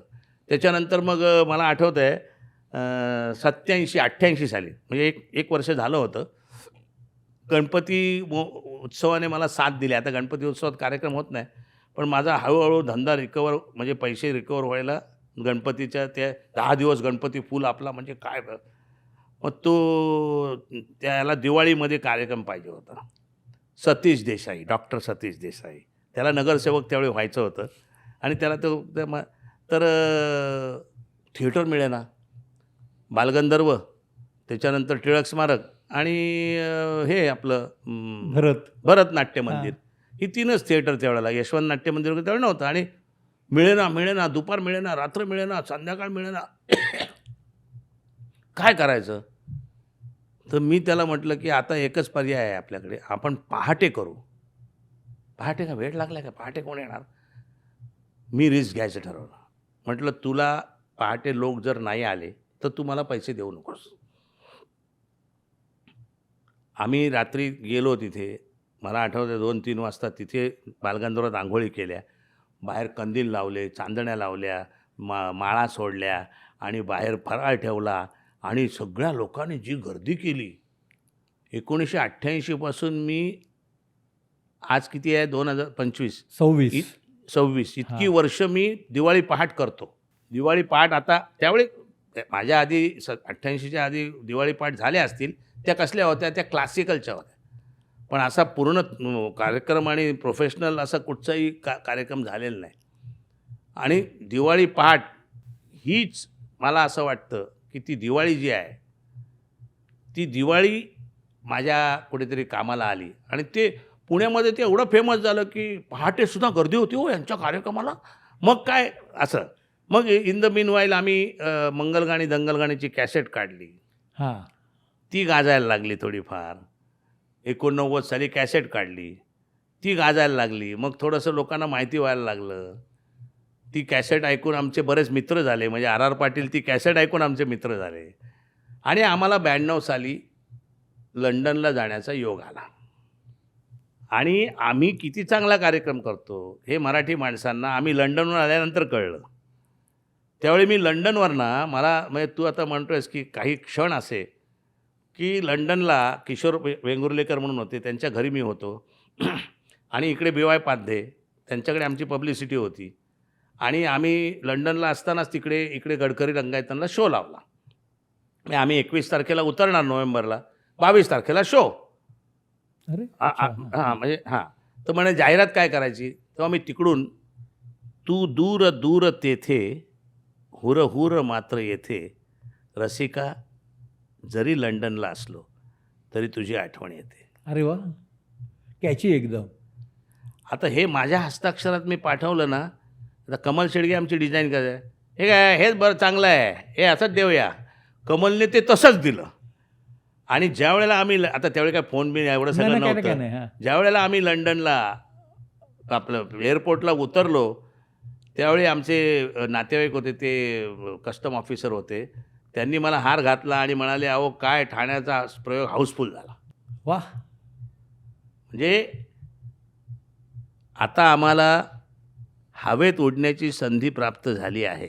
माझ्या सोविनिरमध्ये मी असं लिहिलं होतं माझं मनोगत, की आता आम्हाला हवेत उडण्याची संधी प्राप्त झाली आहे, परंतु आमचे पाय या महाराष्ट्राच्या मातीत राहतील याची ग्वाही देतो अशोक हांडे. इंद्रायणीचं हे तीर्थ आता तमसेला भेटायला चाललं आहे, असं त्याच्यामध्ये म्हणजे ते सगळं असं एक एक एक एक करत ते मंगलगाणी एवढं चालायला लागलं की काय विचारू नकोस. दिवसाला 5-5 शो आम्ही केले, दिवसाला 3 शो तर कॉमनच होते. इकडून तिकडे धाव, नुसतं ती झिंग सुरू झाली.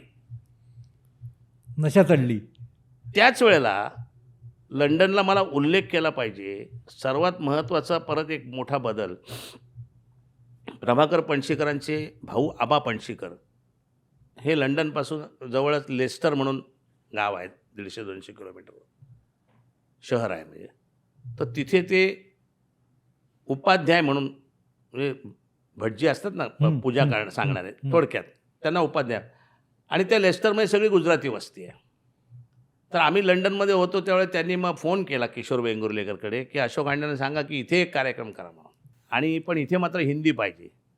बरं, हिंदी कार्यक्रम आमचा काय बसलेला नव्हता त्यावेळी, काय कॅसेट बिसेट काय कुठे काय मिळत नव्हते. पण आता हिंदी गाणी सगळी आपली पाठ हो, समजलं की नाही, सगळी गाणी पाठ. त्यामुळे तिथे आम्ही मेहमा जो हमारा होता है वो जान से प्यारा होता है, ज़्यादा की नहीं लालच हमको थोड़े में गुजारा होता है, थोड़े में गुजारा होता है, बच्चों के लिए जो धरती माँ सदियों से सभी कुछ सहती है, हम उस देश के वासी हैं, हम उस देश के वासी हैं, जिस देश में गंगा बहती है. ती आबा पणशीकरांची आयडिया की तिकीट लावायचं नाही, आपण एक डोनेशन बॉक्स ठेवू, काय लोक देतील ते आपण घेऊ. 600 पाऊंड. आम्हाला इकडे एकही पैसा मिळाला नाही मराठी कार्यक्रम केला त्याचा, कारण सगळा खर्च आम्हीच करायचा होता. त्यांची अट एकच होती, म्हणजे महाराष्ट्र मंडळाची अटच होती, म्हणजे असं काय त्यांनी काय आम्हाला फसवलेलं नाही. ती अट त्यांनी तुम्ही तिकीट काढा विमानाचं, आम्ही फक्त हिथ्रो टू हिथ्रो, म्हणजे तुम्ही हिथ्रोला उतरले की तिथून परत तुम्हाला हिथ्रोला पोहोचेपर्यंत तुमचं राहण्या खाण्याचं सगळं करू. आणि आम्हालाही ते मान्य होतं. आणि इथे 600 पाऊंड मिळाले. त्यावेळी माझ्या डोक्यात ट्यूब पेटली की अरे आता हिंदी कार्यक्रम करायला पाहिजे. त्याच वेळेला आमचा काहीतरी 900 का 1000वा शो होता, आणि सुधीर फडके बाबूजी मंगलगाणीला आले शिवाजी मंदिरला, आणि आले इंटरवलला आतमध्ये, आणि ते डायरेक्ट माझ्या पायाच पडले. मी आपलं ते जयंत पवार, कमलाकर नाडकर्णी सगळे पत्रकार होते ना, 800 तर मी त्यांना सांगितलं की बाबा हे कुठे सांगा सगळ्यांना, हे असं काही छापू नका. म्हणजे आज मी सांगतोय, म्हणजे आज बाबूजींचा मोठेपणा लोकांना कळावा म्हणून सांगतो. बरोबर आहे, अगदी बरोबर आहे. आणि त्यांनी इतकं कौतुक केलं, इतकं कौतुक केलं, म्हणाले अद्भुत आहे. मी इतकी वर्ष कार्यक्रम करतोय, मला माहिती आहे, माझे 4 आर्टिस्ट सांभाळता माझी नाकेनऊ आहे, त्यांनी फौज उभी केली आहे.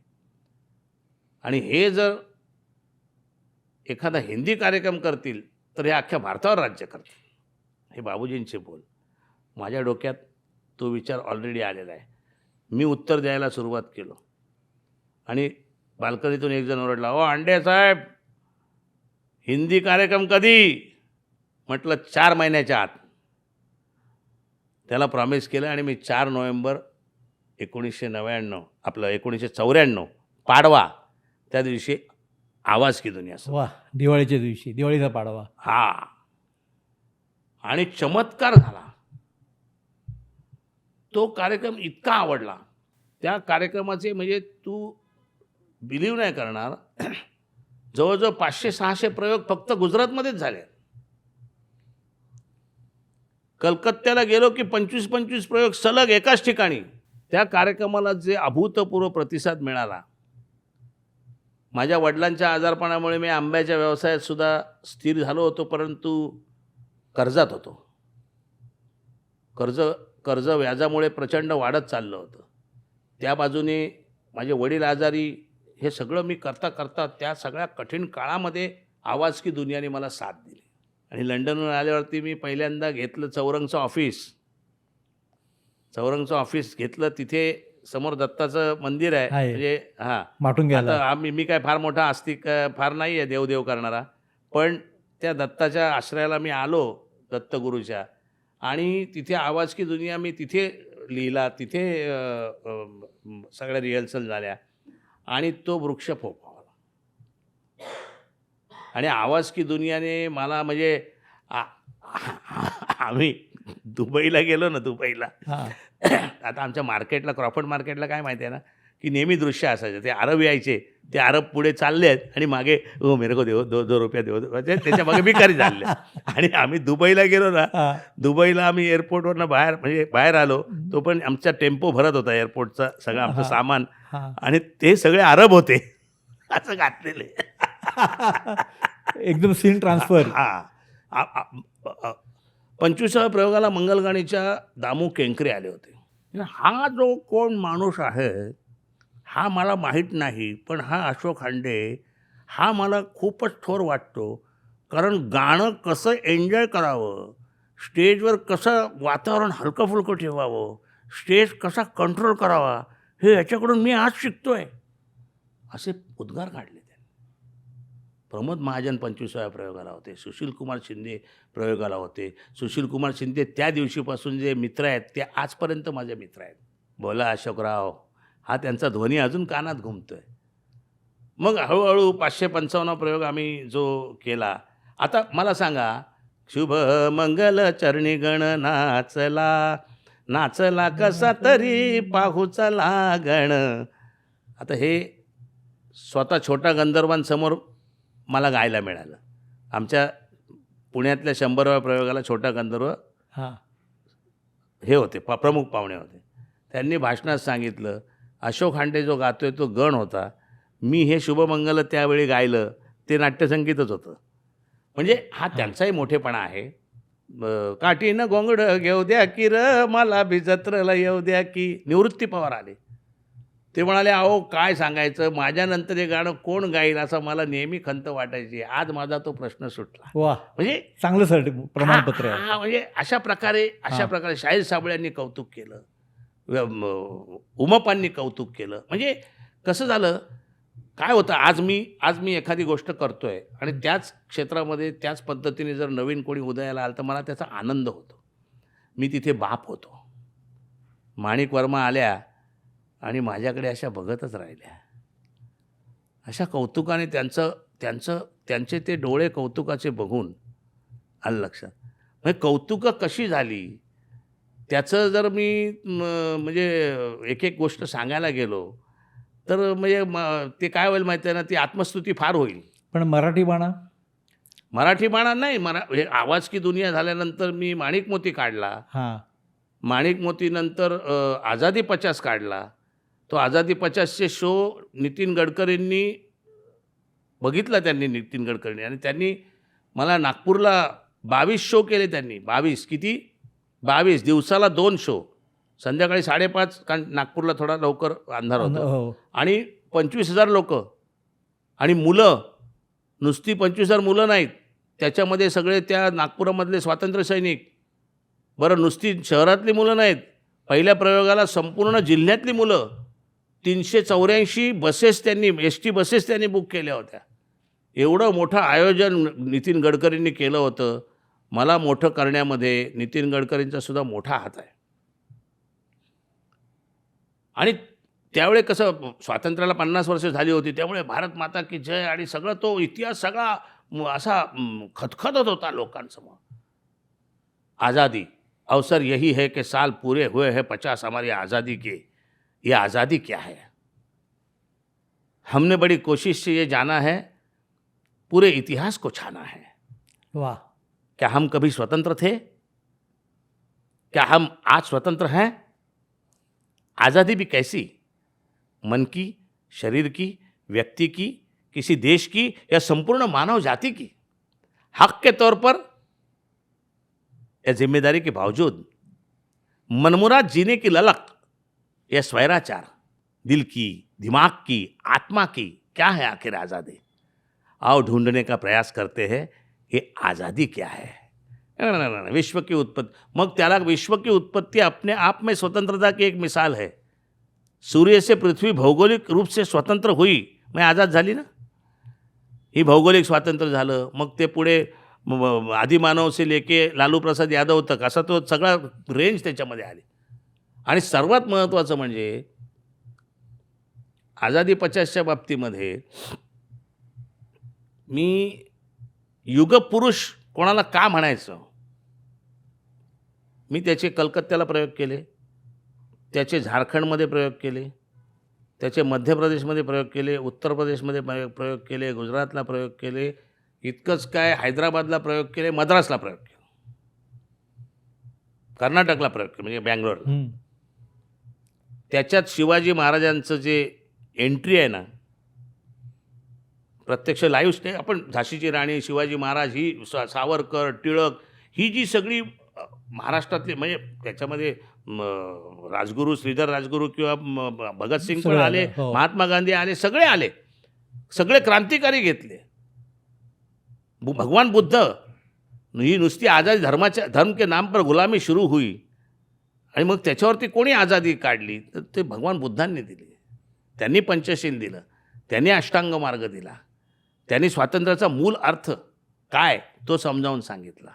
आर्य चाणक्याने सांगितला की राजा कसा पाहिजे, आणि मग कसं सिकंदरचं आक्रमण झालं, मग त्याच्यानंतर मोगल कसे आले, मग म्हणजे तिकडून मोहम्मद बिन कासिमने पहिला हल्ला केला, मग हे सगळे पुढे पुढे कसं कसं होत गेलं. राजा अकबराचा दरबार, त्याच्यामध्ये चालणारी कव्वाली, त्या जहांगीरच्या दरबारामध्ये पहिल्यांदा इंग्रज आले, असा सगळा इतिहास म्हणजे एन्कॅप्सुलेटेड. म्हणजे तुमच्या मुलांना जर इतिहास शिकवायचा असेल तर एक आझादी 50 दाखवा.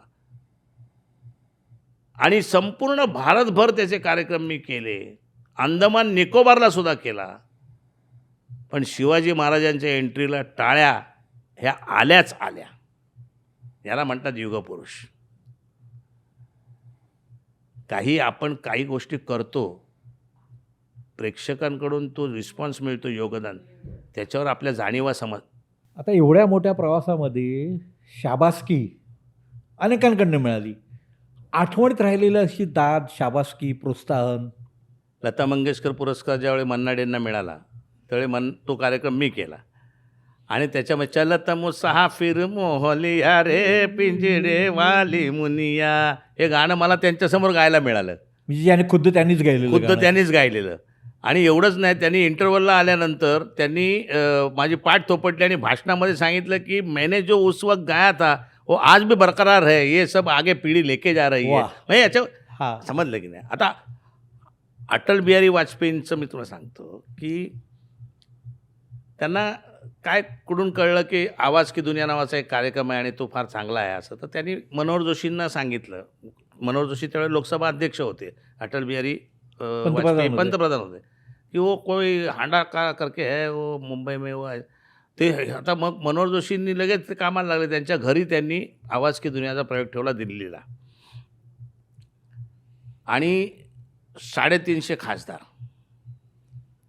आणि कार्यक्रम सुरू व्हायचा तर अटल बिहारी वाजपेयी काय अजून येत आहेत, तर मनोहर जोशी म्हणाले, मला सर म्हणाले की असं करा, आता त्यांचा निरोप आला PM चा की तुम्ही सुरू करा कार्यक्रम. मी म्हटलं ते आल्याशिवाय कसा सुरू करणार, तर म्हणाले नाही आता ते PMने सांगितलं आपल्याला सुरू केला पाहिजे, मग आपण असं करू, ते आल्यावरती आपण मध्ये थांबू. म्हटलं मध्ये थांबणार नाही मी, कारण बाळासाहेब ठाकरेंनी असं त्यावेळी झालं होतं एकदा. दत्ताजी साळवींनी कार्यक्रम ठेवला मंगलगाणी दंगलगाणी, आणि बाळासाहेब ठाकरे आले म्हणून लगेच ते थांबवा साहेब आले. मी खाली उडी मारून गेलो षण्मुखानंदला, आणि त्यांना सांगितलं मी संपूर्ण तुम्ही इंटरव्ह्यूपर्यंत तरी बघा. बाळासाहेब ठाकरेंनी बघितलं आणि त्यांच्या भाषणात त्यांनी सांगितलं की हांड्या म्हणायचे मला. हांड्याला माझं सांगणं आहे की ही मंगलगाणी इंटरव्ह्यूपर्यंत कधीच थांबता कामा नाहीत. मी ती ते ते सगळं मी जे आहे ना हां. ते सरांना सांगितलं, म्हटलं मी मध्ये थांबवणार नाही कार्यक्रम, हां. येऊन येईन, ते काय ते करतो मी, तुम्ही बिंदास बसा. आणि कार्यक्रम सुरू झाला आणि अटल बिहारी वाजपेयी आले. आता नशीब आणि प्राक्तन कशाला म्हणतात, ते कुठच्या गाण्याला आले माहिती आहे? दुःख भरे दिन बीते रे भैया, अब सुख आयो रे, रंग जीवन में नया लायो रे. मदर असं मी इंडिया. त्यांच्याकडे ते आले, बसले आणि त्यांच्याकडे मी हात करून बोलतोय, सगळ्या लोक टाळ्या. अरे अटल बिहारी वाजपेयी, अडवाणी साहेब, Sonia Gandhi, Sushma Swaraj, Mamata, Samata, Shatrughan Sinha, Ramdas Athawale, Priyaranjan Das Munshi, Indrajit Gupta and what not, सगळे 350 लोक होते, सगळे खासदार VIP. म्हणजे त्यांच्यामुळे मग तो कार्यक्रम त्या लोकांनी पण बघितला. आणि मग अटल बिहारी वाजपेयींच्या हस्ते इंटरव्हलला थांबवला मी कार्यक्रम. म्हणजे सबसे अच्छी बात लगी एक कलाकार जो है, ते काय त्यांनी त्यांच्या स्टाईलमध्ये म्हटले की इन्होंने कार्यक्रम रुकाया नाही, भले वजीर आलम आ गए. अरे वा. हां, म्हणजे त्यांनी वेगळ्या प्रकारे. म्हणजे मला असं वाटतं की एक कलाकारच कलाकाराची अशी तारीफ हां. करू शकतो. याच्या पुढे जाऊन कार्यक्रम संपल्यानंतर, आता कार्यक्रम संपल्यानंतर ते तिकडे जेवण होतं. आता ते हां. मोठे मोठे लोक जेवणार, आपण तेवढ्यात हाडा साहेब कोण आहे, हाडा साहेब कोण आहे, PM साहेबने बुलाया, PM साहेबने बुलाया. आणि मला त्यांनी जेवायला बोलवलं. आणि दिलीप, मला असं वाटतं की माझा सर्वोच्च सन्मान आयुष्यातला की वाजपेयी साहेब, सोनिया गांधीजी, आमचे सर मनोहर जोशी साहेब आणि मी एका टेबलवर आम्ही जेवलो. म्हणजे मला असं वाटतं की एका कलाकार किती सहृदय असू शकतो आणि एक कलाकार कलाकाराच्या, म्हणजे त्याचं हे उदाहरण आहे. तुमच्या लक्षात आलं की नाही? म्हणजे की एक लक्षात ठेवा की आता शरद पवार साहेबांनी, मला मोठे का होतात ही माणसं ते लक्षात घ्या. त्यांनी आबा त्यावेळेला गृहमंत्री होते. मला आदल्या रात्री 10:30ला फोन आला.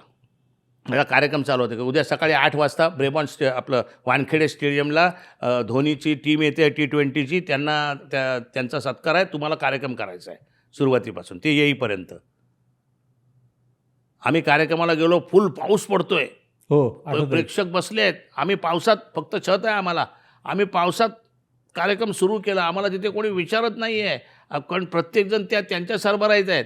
शरद पवार साहेब आले, सगळ्यांना चहा मिळाला का, पहिला प्रश्न त्यांनी विचारला. माणसं उगीच मोठी होत नाहीत, त्यांच्या अंगी तो मोठेपणा असावा लागतो. लक्षात घ्या. गडकरी साहेबांचा सुद्धा मला हाच अनुभव आला. मोदी साहेबांसाठी मी 6 कार्यक्रम केले. गांधीनगरला मी त्यांच्यासाठी आवाज की दुनिया पण केला. त्यांना मी सांगितलं, त्या मुख्यमंत्री होते त्यावेळेला, त्यांना मी सहज बोललो. आता काय होतं, कार्यक्रम असल्यावरती मग इंटरव्ह्यूला ते VIP मध्ये येतात, मग आपल्याला मोठा सन्मान असतो त्यांचे. म्हटलं सर, हे थिएटर जरा थोडा गडबड, टोटल रिन्युएशन 2 वर्षामध्ये केलं. म्हणजे ह्या गोष्टी ज्या आहेत, ह्या गोष्टी आयुष्यात कोणाला मिळाल्या आहेत? विलासराव देशमुख आमचे, आता ते बोरगुंडामध्ये मी त्यांना म्हणतो, विलासराव देशमुख लातूरला समोर बसले आहेत. बोरगुंडामध्ये तुला माहिती आहे का, वर्गामध्ये मॉनिटर कोणाला केलं जातं? तो विचारतो, कोणाला? अरे, जो सर्वात व्रात्य मुलगा असतो त्याला मॉनिटर केलं जातं. असो, म्हणून तर आमच्या विलासरावांना आम्ही मुख्यमंत्री केलंय. आणि हे तू जसा हसलास तशी दाद दिली. शरद पवार साहेब 2000 प्रयोगाला आले. त्याला मी बोरगुंडामध्ये ते सगळा चान्स असतो ना. म्हटलं, तुला माहिती आहे का महाराष्ट्रात वार किती? तो म्हटला 7. चुकलास, 8 वार आहेत. 8 वार? कसे काय 8 वार? अरे म्हटलं, सोमवार, मंगळवार, बुधवार, गुरुवार, शुक्रवार, शनिवार, रविवार आणि शरद पवार. शरद पवार कळकळून हसतात तिकडे. ही जी महाराष्ट्राची संस्कृती आहे ना, ही राजकारणी लोकसुद्धा त्या पद्धतीने त्या कलेकडे बघतात ना, त्याचं मला नवल वाटतं. म्हणजे आमचे माननीय देवेंद्र फडणवीसजी, मी जेव्हा नागपूरला कार्यक्रम केला, त्यांनी ते महापौर असताना मला पहिल्यांदा, आम्ही 2दा कार्यक्रम केले, पहिल्यांदा ज्यावेळी कार्यक्रम केला त्यावेळी ते आमची सगळी व्यवस्था करायला होते. आणि लिटरली 24 तास ते आमच्या सगळं काय आम्हाला जेवण मिळतं की नाही वगैरे सांगायचं. आणि दुसऱ्या वेळी ते महापौर झाले आणि माझा पहिला नागरी सत्कार हा देवेंद्र फडणवीसांनी केलेला आहे. तेव्हा अनेक कितीतरी किस्से आहेत. म्हणजे कसं आहे की मराठी बाणा आता आपण काय केलं, एक एक अपग्रेड करत गेलो. हो हो हो आज मराठी बाणानंतर काय, तर आवारा हूँ करताना मला तोच हे होता. एकतर राज कपूरचा कार्यक्रम करायचा. तो राज कपूरचा कार्यक्रम तेवढा भव्य झाला पाहिजे, कारण पहिल्यांदा राज कपूरच भव्यता आहे. राज कपूरमध्ये जे ग्रँजर आहे, राज कपूरमध्ये म्युझिक आहे, राज कपूरमध्ये जो काय शोमनशिप आहे. शोमनशिप आहे आणि भारतीय संस्कृतीचा आत्मा आहे. Yes correct. राज कपूरला कधी मारामारी ढिशकाव बिशकाव याची पिक्चरसाठी कधी गरज नाही. पडली नाही. नाही बरोबर आहे. राज कपूरने तुमचा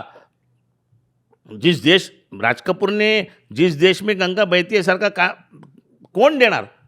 राज कपूर सारखा डेअरिंगबाज निर्माता. आणि अहो पहिला पिक्चर कर्ज काढून काढलेला आग, आणि त्याच्यामध्ये जळका चेहरा दाखवायचा. बूट पॉलिशसारखा पिक्चर तयार करायचा. अब दिल्ली दूर नाही सारखा पिक्चर करायचा.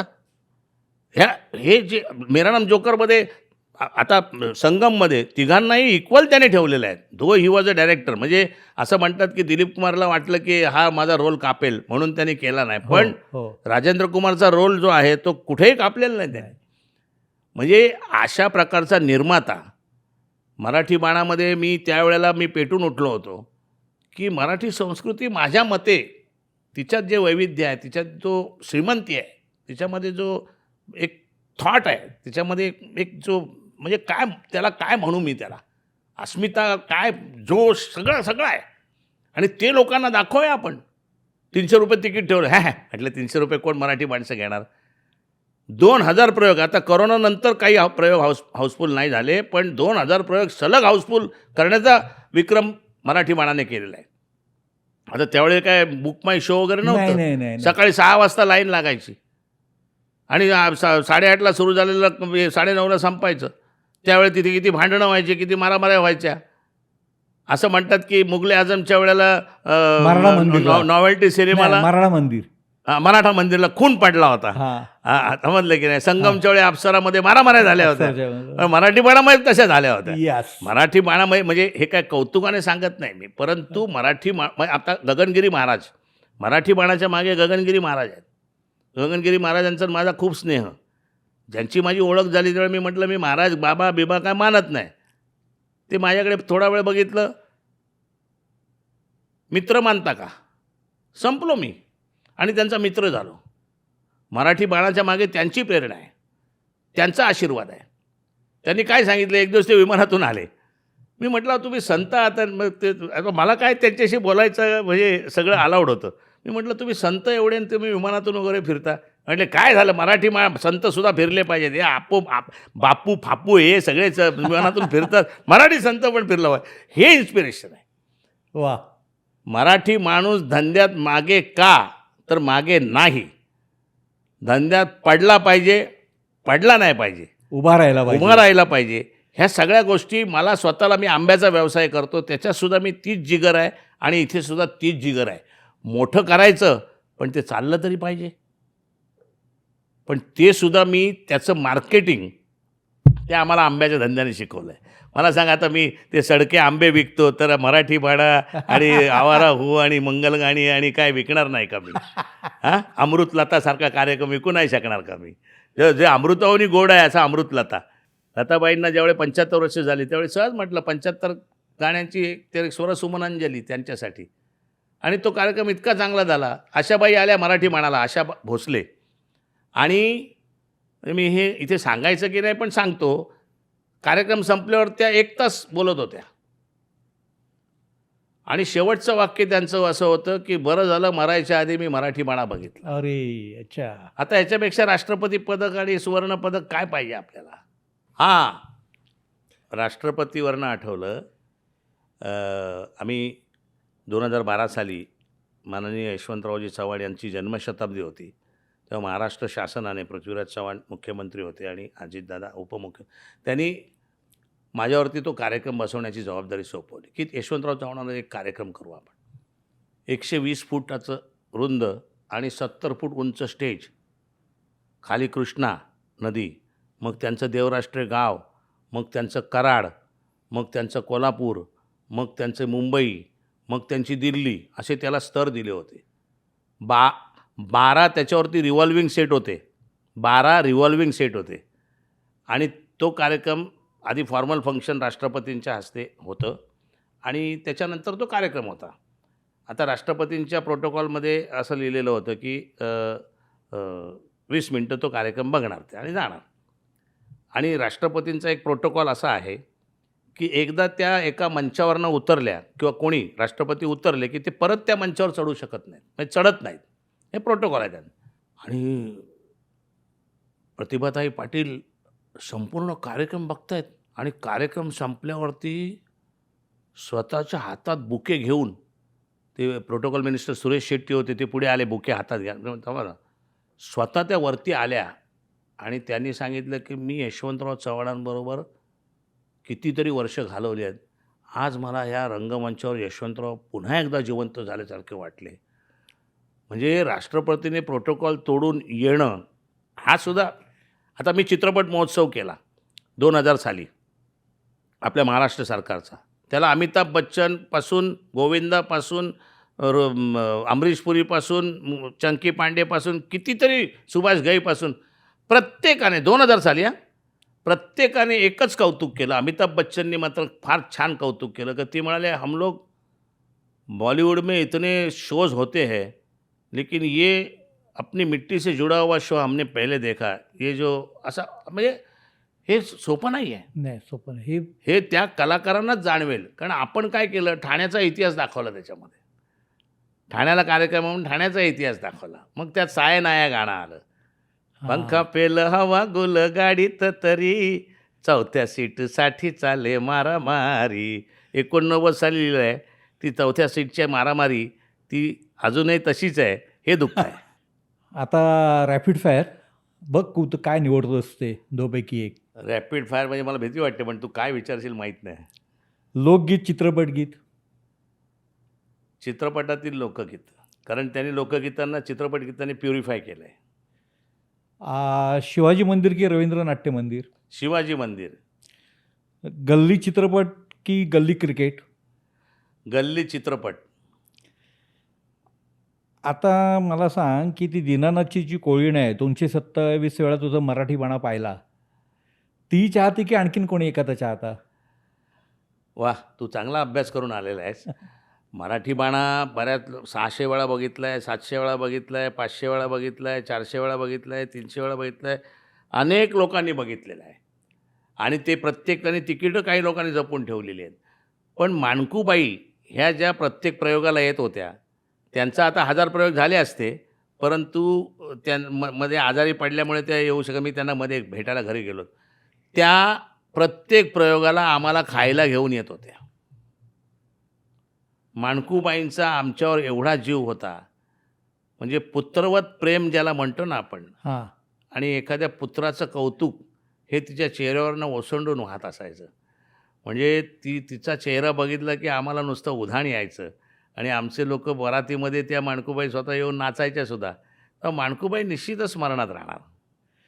ओपन थिएटर की इनडोर? दोन ठिकाणी आहे ना, वेगवेगळ्या पद्धतीची आम्ही सेटअप असतो आमचा.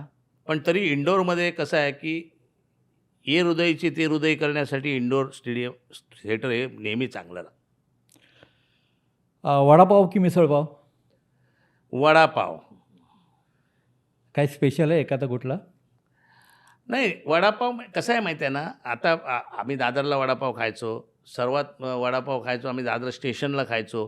का रुपारेल कॉलेजमधनं 2-2:30 वाजता लेक्चर सुटलं, भूक लागलेली असायची आणि आम्ही लालबागवरनं म्हणजे आमच्या रंगारी बदक चाळीतून चालत चालत चालत परळला यायचो. आणि ते वहिनी म्हणून होत्या, त्या वहिनी तिथे त्यांच्याकडे वडा फार छान मिळायचा.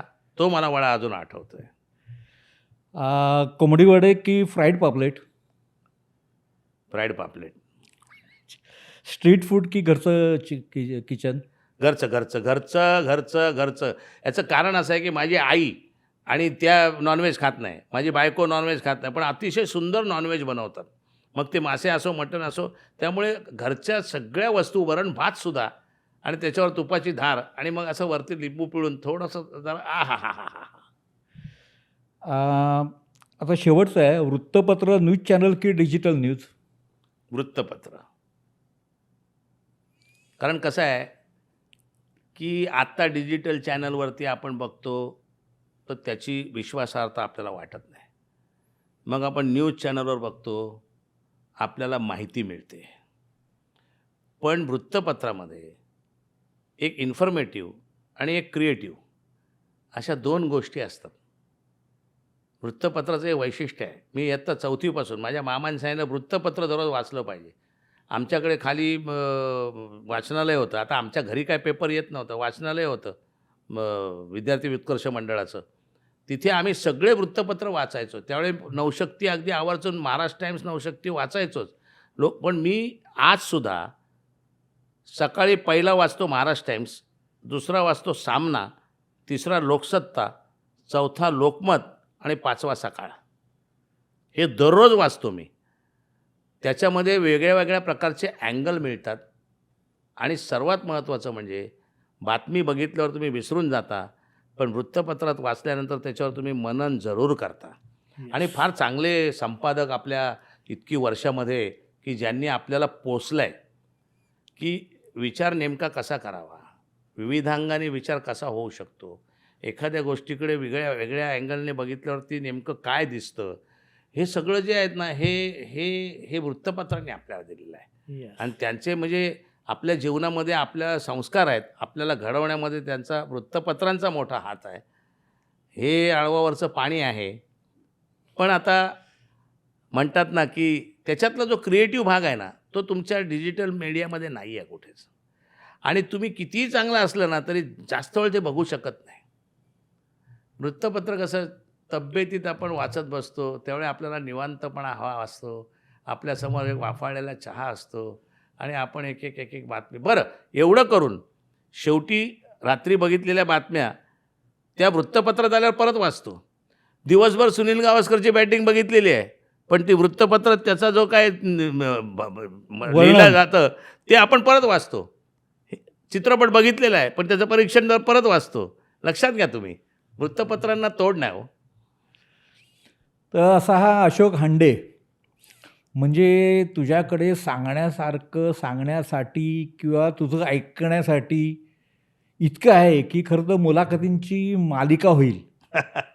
म्हणजे प्रत्येक कार्यक्रमावर एक मुलाखत होऊ शकते तुझ्या प्रत्येक कार्यक्रमावर वगैरे. अनुभव खूप आहेत. जगभरामध्ये फिरला आहेस, म्हणजे बऱ्याचशा देशामध्ये फिरलेलं आहे. तिकडचे चाहते, तिकडचं यश, थोडे अपडाऊन्स वगैरे, भेटलेली माणसं, न भेटलेली माणसं, व्यक्त झालेले लोक वगैरे. तू आज आमच्या इट्स मज्जा या लोकप्रिय डिजिटल चॅनलच्या #ठाकूर विचारणार सीझन 2 या कार्यक्रमासाठी खास वेळ काढून इकडे आमच्या अंधेरीतील स्टुडिओमध्ये आलास, याबद्दल तुझे खूप खूप धन्यवाद. #ठाकूर विचारणार, इट्स मज्जा. तर आमच्या या कार्यक्रमामध्ये पुढची सेलिब्रिटी कोण असणार याबद्दल तुम्हाला नक्कीच उत्सुकता असेल. धन्यवाद. मराठी चित्रपटसृष्टीमधील latest update, original web series, shows, गाणी आणि एंटरटेनमेंटसाठी आमच्या चॅनलला सबस्क्राईब करा आणि बेल आयकन दाबायला विसरू नका.